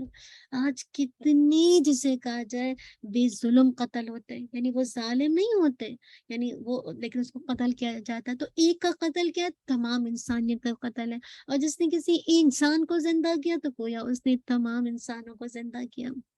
آپ ایک کی جان بچاتے ہیں، بلڈ ڈونیشن دیتے ہیں، آپ کسی کو پیسہ دیتے ہیں علاج کے لیے، اس کی جان بچاتے ہیں، بلا شبہ یقیناً ان کے بتا دیا اس نے تمام انسانوں کو زندہ کیا، اور بلا شبہ یقیناً ان کے پاس ہمارے رسول واضح دلائل لائے تھے، پھر بے شک اس کے بعد بھی ان میں سے اکثر لوگ زمین میں یقیناً حد سے بڑھنے والے ہیں، مصرف ہیں، حد سے بڑھنے والے ہیں۔ آپ دیکھیے آدم علیہ السلام کے بیٹوں کے قتل کی معاملے کی وجہ سے، جس میں ایک بھائی نے دوسرے بھائی کو قتل کیا، اللہ نے قتل کا انجام لکھ دیا کیا کہ دنیا اور آخرت میں سب خسارہ ہے۔ اسی لیے کہا جس شخص نے کسی جان کو بغیر کسی جان کے بدلے قتل کیا یا زمین میں فساد کیے بغیر قتل کیا تو گویا اس نے تمام انسانوں کو قتل کیا۔ اللہ اکبر۔ تو جو شخص کسی کو ناحق قتل کر دے تو اس نے گویا سارے انسانوں کو قتل کیا۔ آج تو ٹارگٹ کلنگ جو لوگ کرتے ہیں اس میں کتنے دوسرے لوگ بھی مارے جاتے ہیں۔ آپ دیکھیے بعض اوقات ہوائی فائرنگ ہوتی ہے، اب آپ تو ہوائی فائرنگ کر رہے ہیں، آپ ناحق ظلم کر رہے ہیں، کسی دوسرے کو لگ جاتی ہے، تو ایسے کتنے جسے کہا جائے ناحق قتل ہوتے ہیں، جس نے ظلم نہیں کیا ہوتا ہے اس کو مارا جا رہا ہوتا ہے، تو تمام سارے انسانوں کا قتل کرنا کیوں؟ کیونکہ اس کے پاس کوئی جسے کہا جائے جواز نہیں ہے، یعنی کوئی جسے کہا جائے یہ حق نہیں ہے کہ وہ کسی کو قتل کرے، اور جسے کہا جائے ناحق جسے کہا جائے اسٹیپس لینا، تو بس اس نے اس جان کو قتل کرنے کی جس کی بھی اس نے جسارت کی اور وہ قتل ہو گیا تو اس قتل کا بدلہ اسے دنیا میں بھی جسے کہا جائے ایک تو سزا ہے اور آخرت میں بھی دیکھیے۔ تو اللہ نہ کرے آج کتنا جسے کہا جائے ٹارگٹ کلنگ ناحق قتل کتنی عام ہے اور کتنی تیزی سے یہ ریشو بڑھتا جا رہا ہے نا۔ ہم یہ جو انسان کے اندر نفس امارہ ہے نا، یہ انسان کو نا قتل کی طرف مائل کرتا ہے کیونکہ وہ برائی کا حکم دیتا ہے نا۔ اس طرح جس نے کسی نفس انسانی کو زندگی بخشی، یعنی نفس امارہ کی جو انسان کے اندر ہے، جو انسان کو برائی کی طرف بلاتا ہے نا، اس کی پکار کو جواب نہیں دیا بلکہ کسی کی مدد کی، اس نفس کو باقی رکھا، اسے قتل نہ کیا، یعنی نفس امارہ تو برائی کے لیے اکساتا ہے لیکن اس کے باوجود اس نے قتل نہیں کیا، اللہ کے خوف سے قتل نہ حق سے روک گیا، تو اس نے گویا تمام انسانوں کو زندگی بخشے ہے نا۔ کیوں؟ کیونکہ اس کے ہمراہ جو خوف الہی ہے وہ اسے ایسے نفس کے قتل کرنے سے روکتا ہے جو قتل کا مستحق نہیں، یعنی جو قتل کا مستحق نہیں ہے، ناحق قتل سے کیا چیز روک رہی ہے؟ اللہ کا خوف۔ اللہ کا خوف جو ہے انسان کو روک رہا ہے، حالانکہ انسان ہے زیادتی کی ہے بعض اوقات ہوتا ہے لیکن انسان اللہ کے خوف سے رک جاتا ہے۔ تو کسی کو ناحق قتل کرنا اللہ کی نگاہ میں جرم عظیم ہے۔ اس کی وجہ سے کیا ہوتا ہے؟ شر اور فساد کا جو خطرناک دروازہ ہے نا وہ کھل جاتا ہے، پھر اس کا بند کرنا انتہائی مشکل ہوتا ہے، اور جو افو درگزر سے کام لے یا کسی اور طریقے سے کسی کی زندگی کی بقا کا سبب بنے تو وہ گویا تمام لوگوں کی زندگی کا سبب بنے گا۔ اللہ اکبر۔ اسی لیے اللہ تعالیٰ نے بنی اسرائیل کے لیے ناحق قتل کو سارے انسانوں کے قتل کے لیے قتل کی طرح لکھ دیا نا، یعنی قتل ناحق سارے انسانوں کے برابر اس لیے ہے کہ ہر نفس دوسرے نفس کے برابر ہے، اور زندگی کا حق ہر انسان کو حاصل ہے۔ ایک انسان سے زندگی کا حق چھیننا دراصل تمام انسانیت سے زندگی کا حق چھیننا ہے، اور یہ عظیم بڑا کبیرہ گناہ ہے نا۔ اللہ تعالیٰ ہم سب کو بچا لے، اسی لیے کہا یہاں یہ بات بتائی گئی، اسی لیے کہا جا رہا ہے کہ آگے جو بات بتائی جا رہی ہے وَمَنْ أَحْيَاهَا فَكَأَنَّمَا أَحْيَا النَّاسَ، اور کیا، اور جس نے کسی ایک جان کو زندہ کیا تو گویا اس نے تمام انسانیت کو زندہ کیا۔ آج بھی دیکھیے یہ آیت کو اگر دیکھا جائے نا تو یہ جو آیتیں ہیں یہ آیت کریمہ دلالت کرتی ہے دو امور کی بنا پر قتل جائز ہے۔ ویسے تو قتل نہیں کیا جا سکتا لیکن دو کنڈیشنز ایسی ہیں جو قتل جائز ہے۔ اگر کسی نے جان بوجھ کر ناحق قتل کیا ہو، اگر قاتل مکلف اور بدلہ لیے جانے کے قابل ہو تو وہ مقتول کا باپ نہ ہو تو اسے قصاص میں قتل کرنا جائز ہے، یعنی ناحق قتل کیا ہے، اب ایسے موقع پر کیا ہے؟ الحمدللہ ایسے موقع پر قصاص لیا جائے گا۔ نمبر 2، وہ لوگ جو لوگوں کے دین، لوگوں کی جان، لوگوں کے اموال کو ہلاک کر کے زمین میں فساد برپا کرنے کے مرتکب ہوں، جیسے مرتدین ہوتے ہیں، اہل اہل کفر ہوتے ہیں، محاربین ہیں جو اللہ اور اس کے رسول سے جنگ کرتے ہیں، بدعات کی طرف دعوت دینے، وہ لوگ جن کو قتل کیے بغیر ان کے شر و فساد کا سدباب نہیں ہو سکتا۔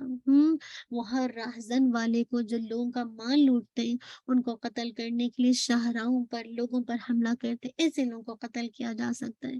اسی لیے کہا ومن احیاها فکأنما احیا الناس جميعا، اور جس نے کسی ایک جان کو زندہ کیا تو گویا اس نے تمام انسانوں کو زندہ کیا، یعنی جو معاف کر دے، درگزر سے کام لے، کسی اور طریقے سے کسی کی زندگی کی بقا کا سبب بنے گا تو وہ گویا تمام انسانوں کی زندگی کی بقا کا سبب بنے گا۔ تو یہاں پہ بیسیکلی قصاص کا قانون بتا دیا گیا ہے کہ قصاص کیسے کیسے لیا جائے گا، اسی لیے بتا دیا گیا وَلَقَدْ جَاءَتْهُمْ رُسُلُنَا بِالْبَيِّنَاتِ، اور بلا شبہ یقیناً ان کے پاس ہماری رسول واضح واضح دلائل لائے تھے، یعنی اللہ تعالیٰ نے انسانی دنیا میں امن و امان قائم رکھنے کے لیے صرف فرض ہی نہیں بتایا بلکہ مسلسل کیا رسول بھیجے، انہیں اللہ کے احکامات یاد دلاتے رہے، اللہ کی تعلیمات سکھاتے رہے۔ اللہ تعالیٰ نے انسانی جان کے احترام کے قانون کے ساتھ ہدایت کے مکمل قانون کی یاد دہانی کروائی کہ ہر دور میں اللہ کی طرف سے انسانوں کی رہنمائی کا انتظام جاری رہا۔ ہدایت کے باوجود اکثر لوگ زمین میں کیا کرتے ہیں، مصرف بنتے ہیں، زیادتیاں کرنے والے۔ ان دلائل نے بتا دیا کہ ان کے پاس اب کوئی حجت باقی نہیں رہی، ایسے لوگ خسارہ پانے والے ہیں۔ ثم ان کثیرا منہم بعد ذلک فی الارض لمسرفون، پھر بے شک اس کے بعد ان میں سے اکثر لوگ زمین میں یقیناً حد سے بڑھنے والے ہیں۔ انسانوں کی جانب سے سب سے بڑا اسراف اور زیادتی کیا ہوتی ہے کہ وہ اللہ کی حدود سے تجاوز کرے، وہ اللہ کی شریعت کو توڑے، چھوڑ دے، اللہ کی شریعت میں تبدیلی پیدا کر دے، گناہوں کی آمار اور انبیاء اور رسول کی مخالفت کے جو واضح دلائل اور براہمین کے ساتھ جو مبعوث ہوئے وہ وہاں سے حد سے بڑھ جائے۔ تو یہ دراصل کیا اسراف اور زیادتی، لا مسرفون، یقیناً حد سے بڑھنے والے۔ یاد رکھیے یعنی وہ صورتحال جو مسلمانوں کو مدینہ میں پیش آئی تھی یہود کے ساتھ، آپ کو یاد ہے یہود نے مسلمانوں کے ساتھ صلح اور امن کے کئی کانٹریکٹ کر رکھے تھے، لیکن انہوں نے کیا کیا تھا، جب مسلمان مدینہ مائگریٹ ہوئے تھے تو انہوں نے جو کانٹریکٹ تھے اس کا احترام نہیں کیا، انہوں نے مسلمانوں کو ہمیشہ نقصان پہنچانے کی مختلف سازشیں کی۔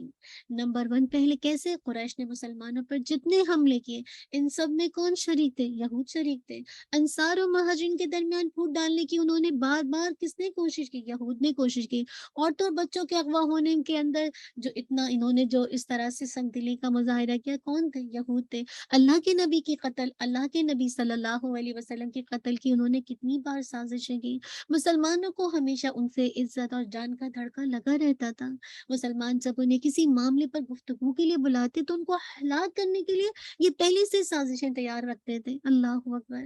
تو اس آیت سے کیا بات پتہ چلتی ہے کہ یہودوں نے کتنی بکثرت لوگوں پر زیادتی کرنے والے تھے، بہت زیادہ یہ مصرف تھے۔ دیکھیے اسی لیے لام بھی تاکید کہا ہے، لا مصرف، لا مصرف، اللہ تعالیٰ صرف مصرفون بھی کہہ سکتے تھے، لیکن ان کی زیادتیاں، ان کا اسراف بہت زیادہ تھا، یہ حد سے تجاوز کرنے والے تھے، حد سے نافرمانی کرنے والے تھے۔ اسی لیے بتایا جا رہا ہے انما جزاء الذین یحاربون اللہ ورسولہ ویسعون فی الارض فسادا، یقیناً ان لوگوں کی جزا جو اللہ اور اس کے رسول سے جنگ کرتے ہیں اور زمین میں فساد پھیلانے کی کوشش کرتے ہیں، یہی ہے کہ وہ قتل کر دیے جائیں یا سولی چڑھائے جائیں یا ان کے ہاتھ اور پاؤں مخالف سمتوں سے بری طرح کاٹ دیے جائیں یا انہیں اس زمین سے باہر نکال دیا جائے۔ یہ ان کے لیے دنیا میں رسوائی ہے اور آخرت میں ان کے لیے بہت بڑا عذاب ہے۔ یہ سزا بتائی جا رہی ہے جو اللہ اور اس کے رسول سے کیا کرتے ہیں، یحاربون اللہ، یعنی اللہ اور اس کے رسول سے جنگ کرتے ہیں۔ اللہ اکبر۔ آپ کو یاد ہے جو مطلب ایک قبیلہ تھا نا، جو اصحاب ارائنا کے لوگ تھے نا، وہ مرتد ہو گئے تھے، اللہ کے نبی کے چرواہے کو انہوں نے قتل کر دیا تھا اور آپ کے ہونٹوں کو ہانک کر لے گئے تھے، تو انہی کے بارے میں یہ آیات نازل ہوئی تھی۔ یحاربون سے مراد کیا ہے، جنگ کرنا، کفر کرنا مراد ہے، اللہ اور اس کے رسول سے جنگ کرنا، اور کیا کہا جاتا ہے مراد ان کی اطاعت سے نکل جانا، مومن پر ہتھیار اٹھانا، انہیں قتل کرنا، ان کے مالوں کو سلب طلب कर लेना, उनकी हुर्मतों को पर हुर्मतों पर जैसे कहा जाए ज़्यादती करना, तो यहाँ पे बता दिया गया। और यहाँ पे सज़ा बता दी गई ना कि कैसे-कैसे, किस-किस अंदाज़ से होगा कि अल्लाह और उसके रसूल के साथ मुहारबत के जो मुर्तकिब लोग हैं वो कौन है? जो अल्लाह और उसके रसूल के साथ अदावत को ज़ाहिर करते हैं, क़त्ल व गारत करते हैं, कुफ़्र करते हैं, लूट-मार करते हैं, शाहराओं को गैर महफ़ूज़ बनाने का इर्तिकाब करते हैं। तो यही कहा वयुसअौन फ़िल अर्दि फ़सादा, और ज़मीन में फ़साद फैलाने की कोशिश करते हैं। मोमिनों का मुराद क्या है कि ज़मीन में नाफ़रमानियों के काम करते हैं, मोमिनों का माल लूटते हैं, कत्ल करते हैं, दहशत फैलाते हैं, शहरों पर सफ़र करना बंद कर शाहराहों पर सफ़र करना बंद कर देते हैं, जिसकी वजह से रास्ते मुनक़ते हो जाते हैं। तो अल्लाह ताला कह रहे हैं अन युक़त्तलू औ युसल्लबू, और कि या यही है कि वो कत्ल कर दिए जाएँ या सूली चढ़ाए जाएँ, या उनके हाथ-पाँव मुख़ालिफ़ सन से बुरी तरह काट दिए जाएँ, या उन्हें ज़मीन से बाहर निकाल दिया जाए। अल्लाहु अकबर। तो इस यानी ये जो आयत है, इसके अल्फ़ाज़ से ये ज़ाहिर होता है या इनकी सज़ा इनके जुर्म के मुताबिक दी जाएगी। हर जुर्म के मुकाबले में एक सज़ा है, जैसे आयत से वाज़ेह होता है कि क्या? कि अल्लाह ताला की हिकमत के मुताबिक, यानी अगर वो कत्ल और लूट-मार का इर्तिकाब करेंगे तो इनको कत्ल करने और सूली देने की, जिसे कहा जाए, सज़ा हतमी है। यहाँ तक कि इनका सूली देना, यानी सूली दिया जाना मशहूर हो जाए। दूसरे लोग कौन से? जो लूट-मार तो कर रहे हैं और राहज़नी से बाज़ आ जाएँ, यानी मुराद है कि जो दूसरे लोग जो लूट-मार और राहज़नी से बाज़ आ जाएँ, अगर वो लोगों को कत्ल करें और माल ना लूटें, यानी कत्ल तो कर रहे हैं लेकिन माल को नहीं लूट रहे, तो इनको सिर्फ कत्ल किया जाएगा। अगर वो सिर्फ माल लूटे और लोगों को कत्ल ना करें, कत्ल करने से बाज रहे, तो फिर क्या किया जाएगा? इसकी सजा क्या होगी कि उनके मुखालिफ सिम से उनके हाथ पांव काट दिए जाएंगे, यानी राइट हैंड और लेफ्ट पांव और राइट हैंड। अगर सब लोगों को खौफजदा करेंगे ऐसे लोग और दहशत फैलाने के मुर्तकिब होंगे, तो उन्होंने किसी का माल नहीं, जिसे कहा जाए, लूटा, ना किसी को कत्ल किया, तो फिर ऐसे लोगों को, जिसे कहा जाए, जिला वतन कर दिया जाएगा और उनको किसी शहर में पनाह नहीं लेने दी जाएगी, यहाँ तक कि वो तौबा कर लें। ये अब्दुल्ला बिन अब्बास रदी अल्लाह अन्हु का कौल है, अन्हुमा का कौल है। तो ये आयत दलालत करती है कि कैसे-कैसे जुर्म के मुताबिक उनको सज़ा दी जाएगी। ये जिसे कहा जाए कानून मुहारबा की मिसालें। और आपको याद है, अगर आप नबी सल्लल्लाहु अलैहि वसल्लम के ज़माने में भी देखें तो ये मिसालें मौजूद हैं। आपको याद है उकल और उरैना कबीला के लोगों को अल्लाह के नबी ने जो सज़ा दी थी, कैसे इन्होंने क्या कुछ जिसे कहा जाए कत्ल कर दिया था, मतलब मवेशी को कत्ल कर दिया था, और क्या कुछ जिसे कहा जाए ऊँटों को हाँक के लेके थे। इसी तरह बनु नज़ीर को देखिए, बनु कुरैज़ा, बनु कैनुका, जो कि कबीले थे यहूद के, अल्लाह के नबी से इन्होंने कितने कॉन्ट्रैक्ट किए हुए थे, लेकिन जब इन्होंने मामले को तोड़ा तो अल्लाह के नबी ने इनको छोड़ा नहीं। इसी तरह देखिए अबू बकर सिद्दीक रज़ियल्लाहु अन्हु को, तो अल्लाह के नबी की वफ़ात के बाद कितने लोगों ने ज़कात देने से इनकार कर दिया। अल्लाह के नबी जो अबू बकर सिद्दीक रज़ियल्लाहु अन्हु, उन्होंने छोड़ दिया? नहीं, उन्होंने कानून के तहत उनको पकड़ा। उमर रज़ियल्लाहु अन्हु के दौर खिलाफत में देखिए यहूद को अरब से निकाल दिया गया, और इस कानून के तहत, किस कानून के तहत? इसी मुहारबे के कानून के तहत कि उन्होंने, जिसे कहा जाए, हुक्म अदूली मतलब हुक्म की नाफरमानी की थी। इसीलिए कहा ज़ालिक लहुम खज़्युन फ़िद दुनिया, इनके लिए दुनिया में रुसवाई है। अल्लाहु अकबर। दुनिया की सज़ा की वजह से आखिरत में भी गुनाह और ये गंदगी से पाक नहीं होंगे। इनके लिए दुनिया की रुसवाई के साथ-साथ आखिरत में भी क्या है? अज़ाब अज़ीम है। वलहुम फ़िल आखिरति अज़ाबुन अज़ीम, यानी राहज़नों के लिए आखिरत में बड़ा अज़ाब है। अल्लाहु अकबर। ये बड़े-बड़े गुनाह हैं जो रास्ते में लोगों को जो लूट मार करते हैं ना, यानी शाहराहों पे पर्स छीनना और इस तरह से लोगों के माल को, जिसे कहा जाए, पैसे कितना आम है। आप बैक टू होम में देखिए कैसे मालों को छीन के, सेल फोन छीन के भाग जाते हैं। ये अल्लाह के रसूल के खिलाफ जंग करना है। इसलिए दुनिया की रुसवाई और आखिरत में अजीम अजाब है। इल्ला लज़ीना ताबू मिन क़ब्ल अन तक़दीरू अलैहिम फ़अलमू अन्नल्लाह गफ़ूरुर रहीम, सिवाय उन लोगों के जिन्होंने इससे पहले तौबा की कि तुम उन पर काबू पाओ, यानी काबू पाने से पहले, जब उनके खिलाफ एक्शन लिया जा रहा है उससे पहले वो तौबा कर लें, तो यकीनन अल्लाह बेहद बख्शने वाला है। यहाँ पे बता दिया गया कि मुहारिबीन में से जो लोग हुकूमत के एक्शन से पहले तौबा कर लें, तो उनके खिलाफ पिछले रवैये की वजह से कोई स्टेप नहीं लिया जाएगा। क्यों? क्योंकि उन्होंने तौबा कर ली। लेकिन अगर एक्शन लेने के बाद वो तौबा करते हैं, यानी अब एक्शन लिया जा रहा है, तय हो चुका है, अब तौबा करें, तो फिर ये मामला नहीं होगा। इनसे फिर जुर्म और गुनाह साक़ित नहीं होंगे। इनके हाथ, इनके यानी इनके हाथों جن کے حقوق جیسے کہا جائے تلف ہوئے ہیں ان کی تلافی کرائی جائے گی۔ تو یہ بات پتہ چلتی ہے، یا یہاں اس سے یہ بات پتہ چلتی ہے کہ اگر محارم قابو میں آ جائے، جو اللہ اور اس کے رسول کی نافرمانی کرتا، تو اس کی توبہ اب معتبر نہیں ہے، اب اس کی توبہ قبول نہیں ہے، نہ ہی ساخت ہوگی۔ کیوں؟ کیونکہ اس نے اب ایکشن لیا جا رہا ہے، اب سارا کام ہو رہا ہے، اس کا کوئی اب وہ جرم سے بچنے کے لیے جیسے کہا تھا یہ ایکشن لے رہا ہے، اسی لیے کہا جا رہا ہے فَاعْلَمُوا أَنَّ اللَّهَ غَفُورٌ رَحِيمٌ۔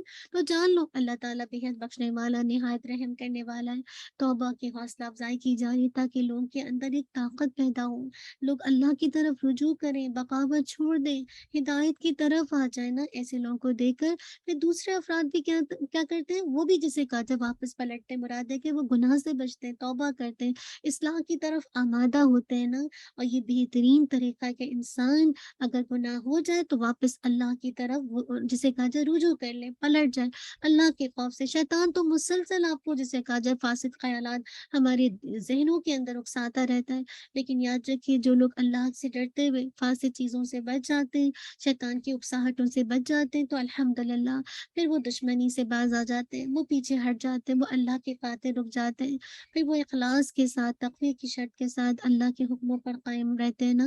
اسی لیے کہا یا ایھا الذین آمنوا اتقوا اللہ وابتغوا الیہ الوسیلہ، اے لوگوں جو ایمان لائے اللہ سے ڈر جاؤ اور اس کی طرف قرب تلاش کرو، اس کی راہ میں جہاد کرو تاکہ تم کامیاب ہو جاؤ۔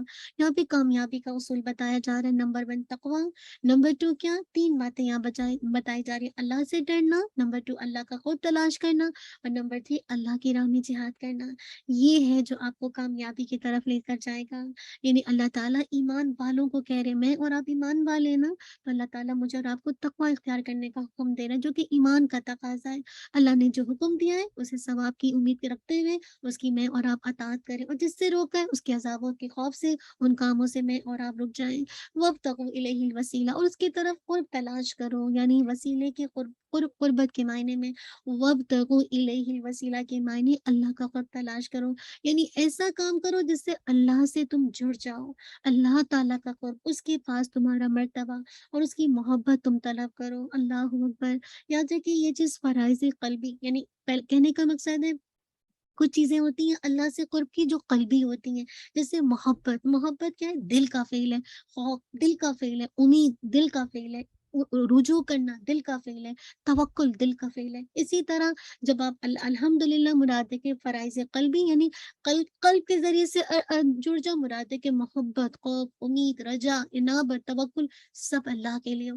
پھر یہ کہ بدنی فرائض جیسے زکوٰۃ ہے، حج ہے، یہ بھی کیا، یہ بھی جب آپ کرتے ہیں تو کیا حاصل کرتے ہیں، اللہ کا قرب حاصل کرتے ہیں۔ اسی طرح قلبی اور بدنی، جیسے آپ نماز پڑھتے ہیں، ذکر کرتے ہیں، تلاوت کرتے ہیں، لوگوں سے بہترین اخلاق سے پیش آتے ہیں، اب حلال طریقے سے مال کو حاصل کرتے ہیں، علم حاصل کرتے ہیں، اب کسی کو راحت پہنچاتے ہیں، تو یہ ساری جو خیر خواہی کرنا کیا، یہ سارے وہ اعمال ہیں جو تقرب الہی کا ذریعہ بنتے ہیں۔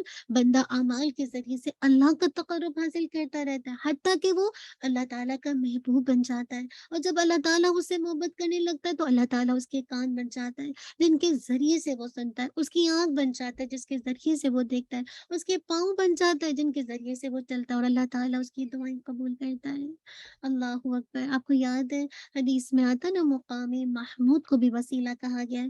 اللہ کے نبی نے فرمایا تھا صلی اللہ علیہ وسلم، جو شخص اذان سن کر یہ کہے اللہم رب هذه الدعوة التامة والصلاة القائمة آت محمدا الوسیلة والفضیلة وبعث مقاما محمودا الذی وعدته، اسے قیامت کے دن میری شفاعت ملے گی۔ تو وسیلہ عربی زبان کا ورڈ ہے، اس سے مراد ایسا عمل جس کے ذریعے سے رغبت کے ساتھ کسی کا قرب حاصل کیا جاتا ہے، اور جنت کے سب سے اعلیٰ مقام کو بھی وسیلہ کہتے ہیں، اور شریعت کی اصطلاح میں وسیلہ عبادت اور نیک اعمال یعنی اعمال صالح کے ذریعے اللہ کا قرب حاصل کرنا ہے، اس کی رضا کے تمام راستوں پر چل کر اسے خوش کرنا ہے تاکہ آخرت کی کامیابی نصیب ہو۔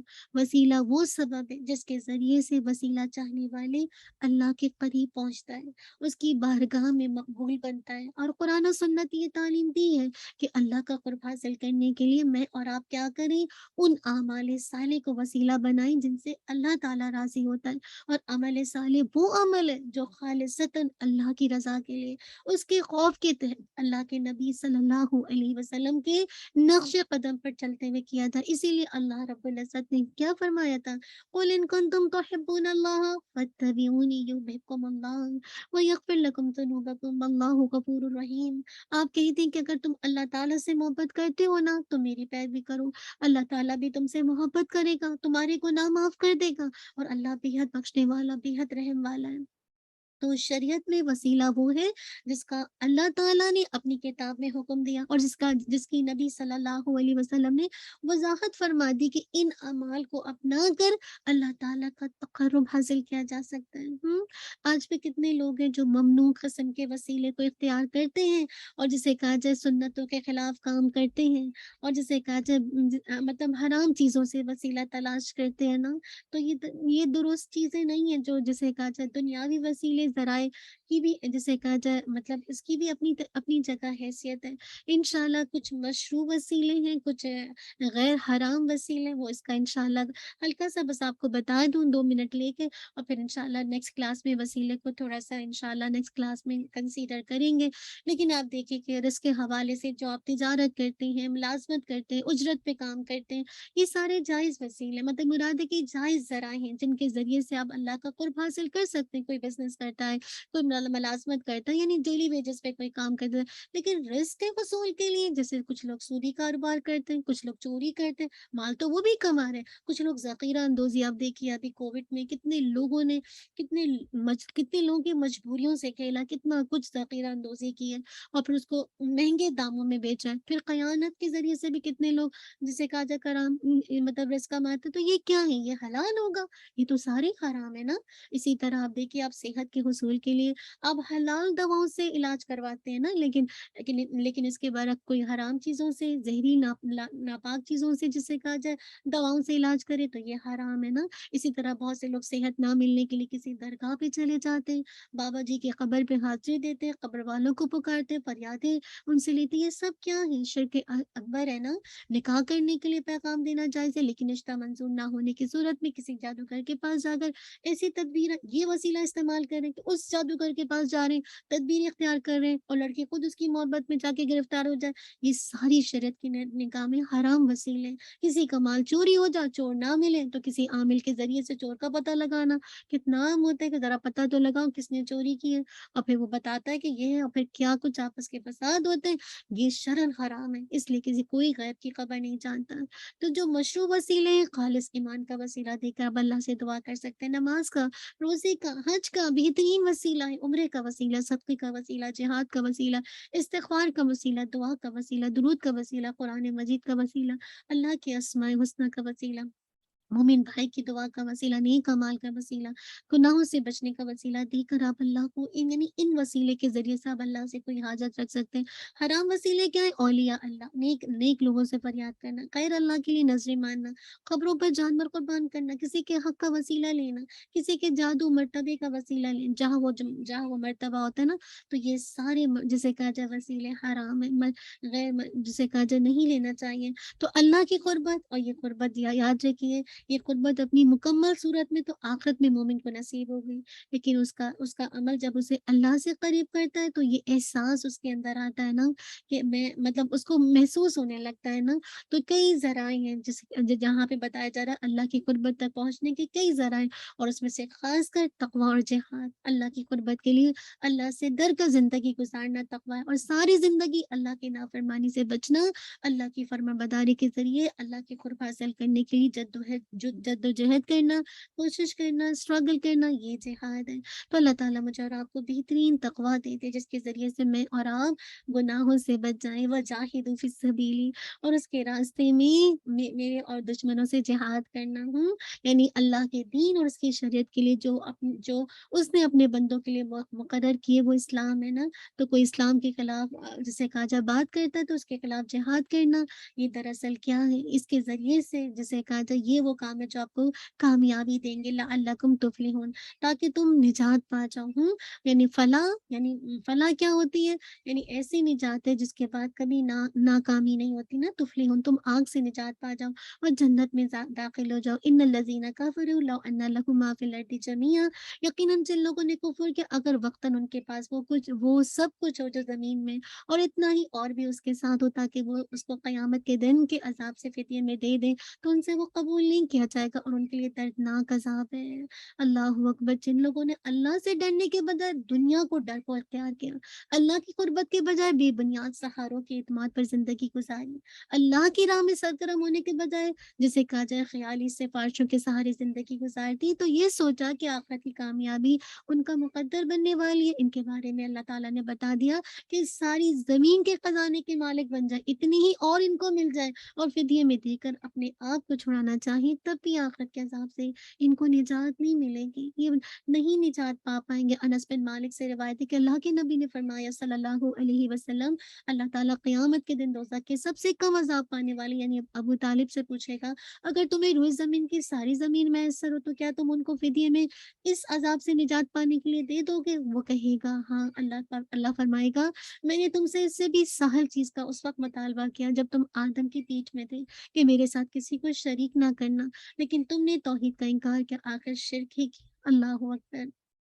تو وہی باتیں والا ہم عذاب علیم، اللہ تعالیٰ نے اللہ تعالیٰ کے عذاب سے نجات پانے کی کوئی صورت نہیں ہوگی، اس لیے ان کے لیے دردناک عذاب یریدون ان یخرجوا من النار وما هم بخارجین منها ولهم عذاب مقیم، وہ ارادہ کریں گے آگ سے نکل جائیں حالانکہ وہ سے ہرگز نکلنے والے نہیں ہوں گے، ان کے لیے ہمیشہ رہنے کا عذاب ہے۔ اللہم لا تجعلنا منهم، یہ آخرت کے عذاب کا منظر ہے نا، جہاں کفر کرنے والے آگ سے نکلنے کا ارادہ کر رہے ہوں گے مگر وہ کہیں نہیں بھاگ سکیں گے، ان کو مجبور کیا جا رہا ہوگا کہ وہ ہمیشہ رہیں گے، اور اس منظر سے انسان کو اللہ کی کیسی حاکمیت کا احساس دلایا جا رہا ہے نا کہ اس کا حکم جو ہے فیصلہ کونے کل جاری ہوگا، تو کیا کرو، آج بچ جاؤ، آج مان لو تو انشاءاللہ کل بچ جاؤ گے۔ وَلَهُمْ عَذَابٌ مُقِيمٌ، ہمیشہ رہنے والا عذاب۔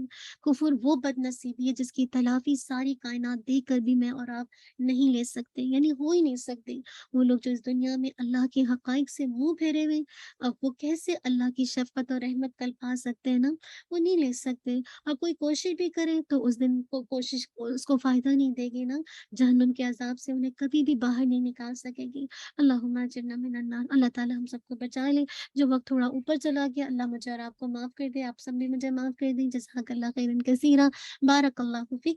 انشاءاللہ ان آیات کی تھوڑی سی تلاوت سن لیجیے تو انشاءاللہ تھوڑا سا مطلب وہ آپ میں سے جو بہنیں سن سکتے ہیں تو پلیز اس کو سن لیجیے۔ جزاک اللہ خیر، بارک اللہ فیک۔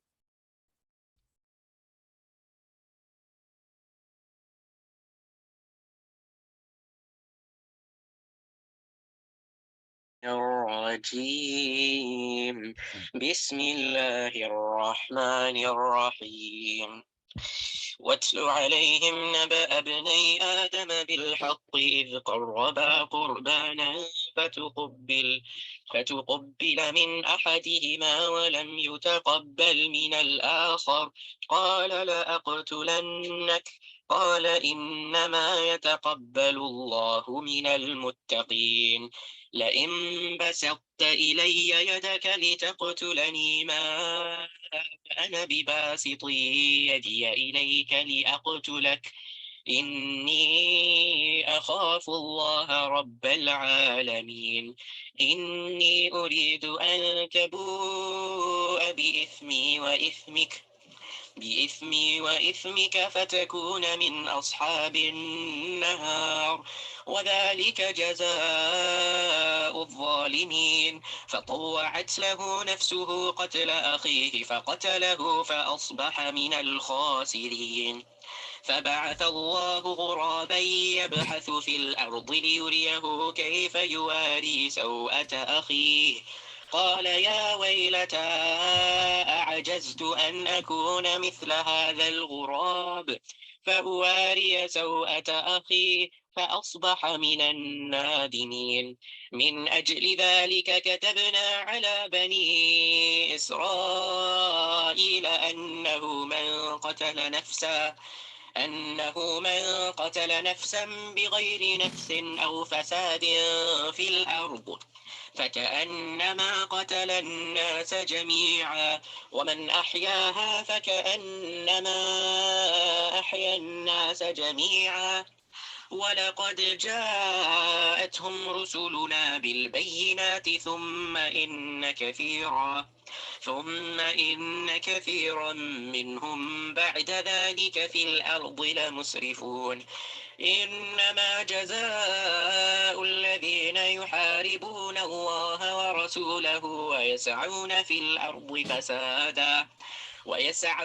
الأرض فسادا أن يقتلوا أو يصلبوا أو تقطع أيديهم وأرجلهم من خلاف أو ينفوا من الأرض ذلك لهم خزي في الدنيا ولهم في الآخرة عذاب عظيم إلا الذين تابوا من قبل أن تقدروا عليهم فاعلموا أن الله غفور رحيم يا أيها الذين آمنوا اتقوا الله وابتغوا إليه الوسيلة وجاهدوا في سبيله لعلكم تفلحون إن الذين كفروا لو أن لهم ما في الأرض جميعا ومثله معه ليفتدوا به من عذاب يوم القيامة ما تقبل منهم ولهم عذاب أليم يريدون أن يخرجوا من النار وما هم بخارجين منها ولهم عذاب مقيم. الحمدللہ جزاک اللہ خیر بارک اللہ فیک انشاءاللہ تھوڑی سی کل نیکسٹ ٹائم انشاءاللہ کچھ آیات کو لے کے پیچھے سے لے کے چلیں گے لیکن الحمدللہ تفسیر کمپلیٹ ہو گئی ہے بارک اللہ فیک اللہ تعالیٰ مجھے اور آپ کو عمل کی توفیق دے دے اللہم آمین اللہم احسن عاقبتنا فی الامور کلها واجرنا من خزی الدنیا وعذاب الآخرة ربنا تقبل منا انك انت السمیع العلیم وتب علینا انك انت التواب الرحیم سبحانک اللہم وبحمدک أشهد أن لا إله إلا أنت أستغفرك وأتوب إليك سبحان ربك رب العزة عما يصفون والسلام على المرسلين والحمد لله رب العالمین. پلیز آپ سب مجھے معاف کر دیجیے گا جو ٹائم اوپر چلا گیا. جزاک اللہ خیر بارک اللہ فیک. السلام علیکم ورحمۃ اللہ وبرکاتہ.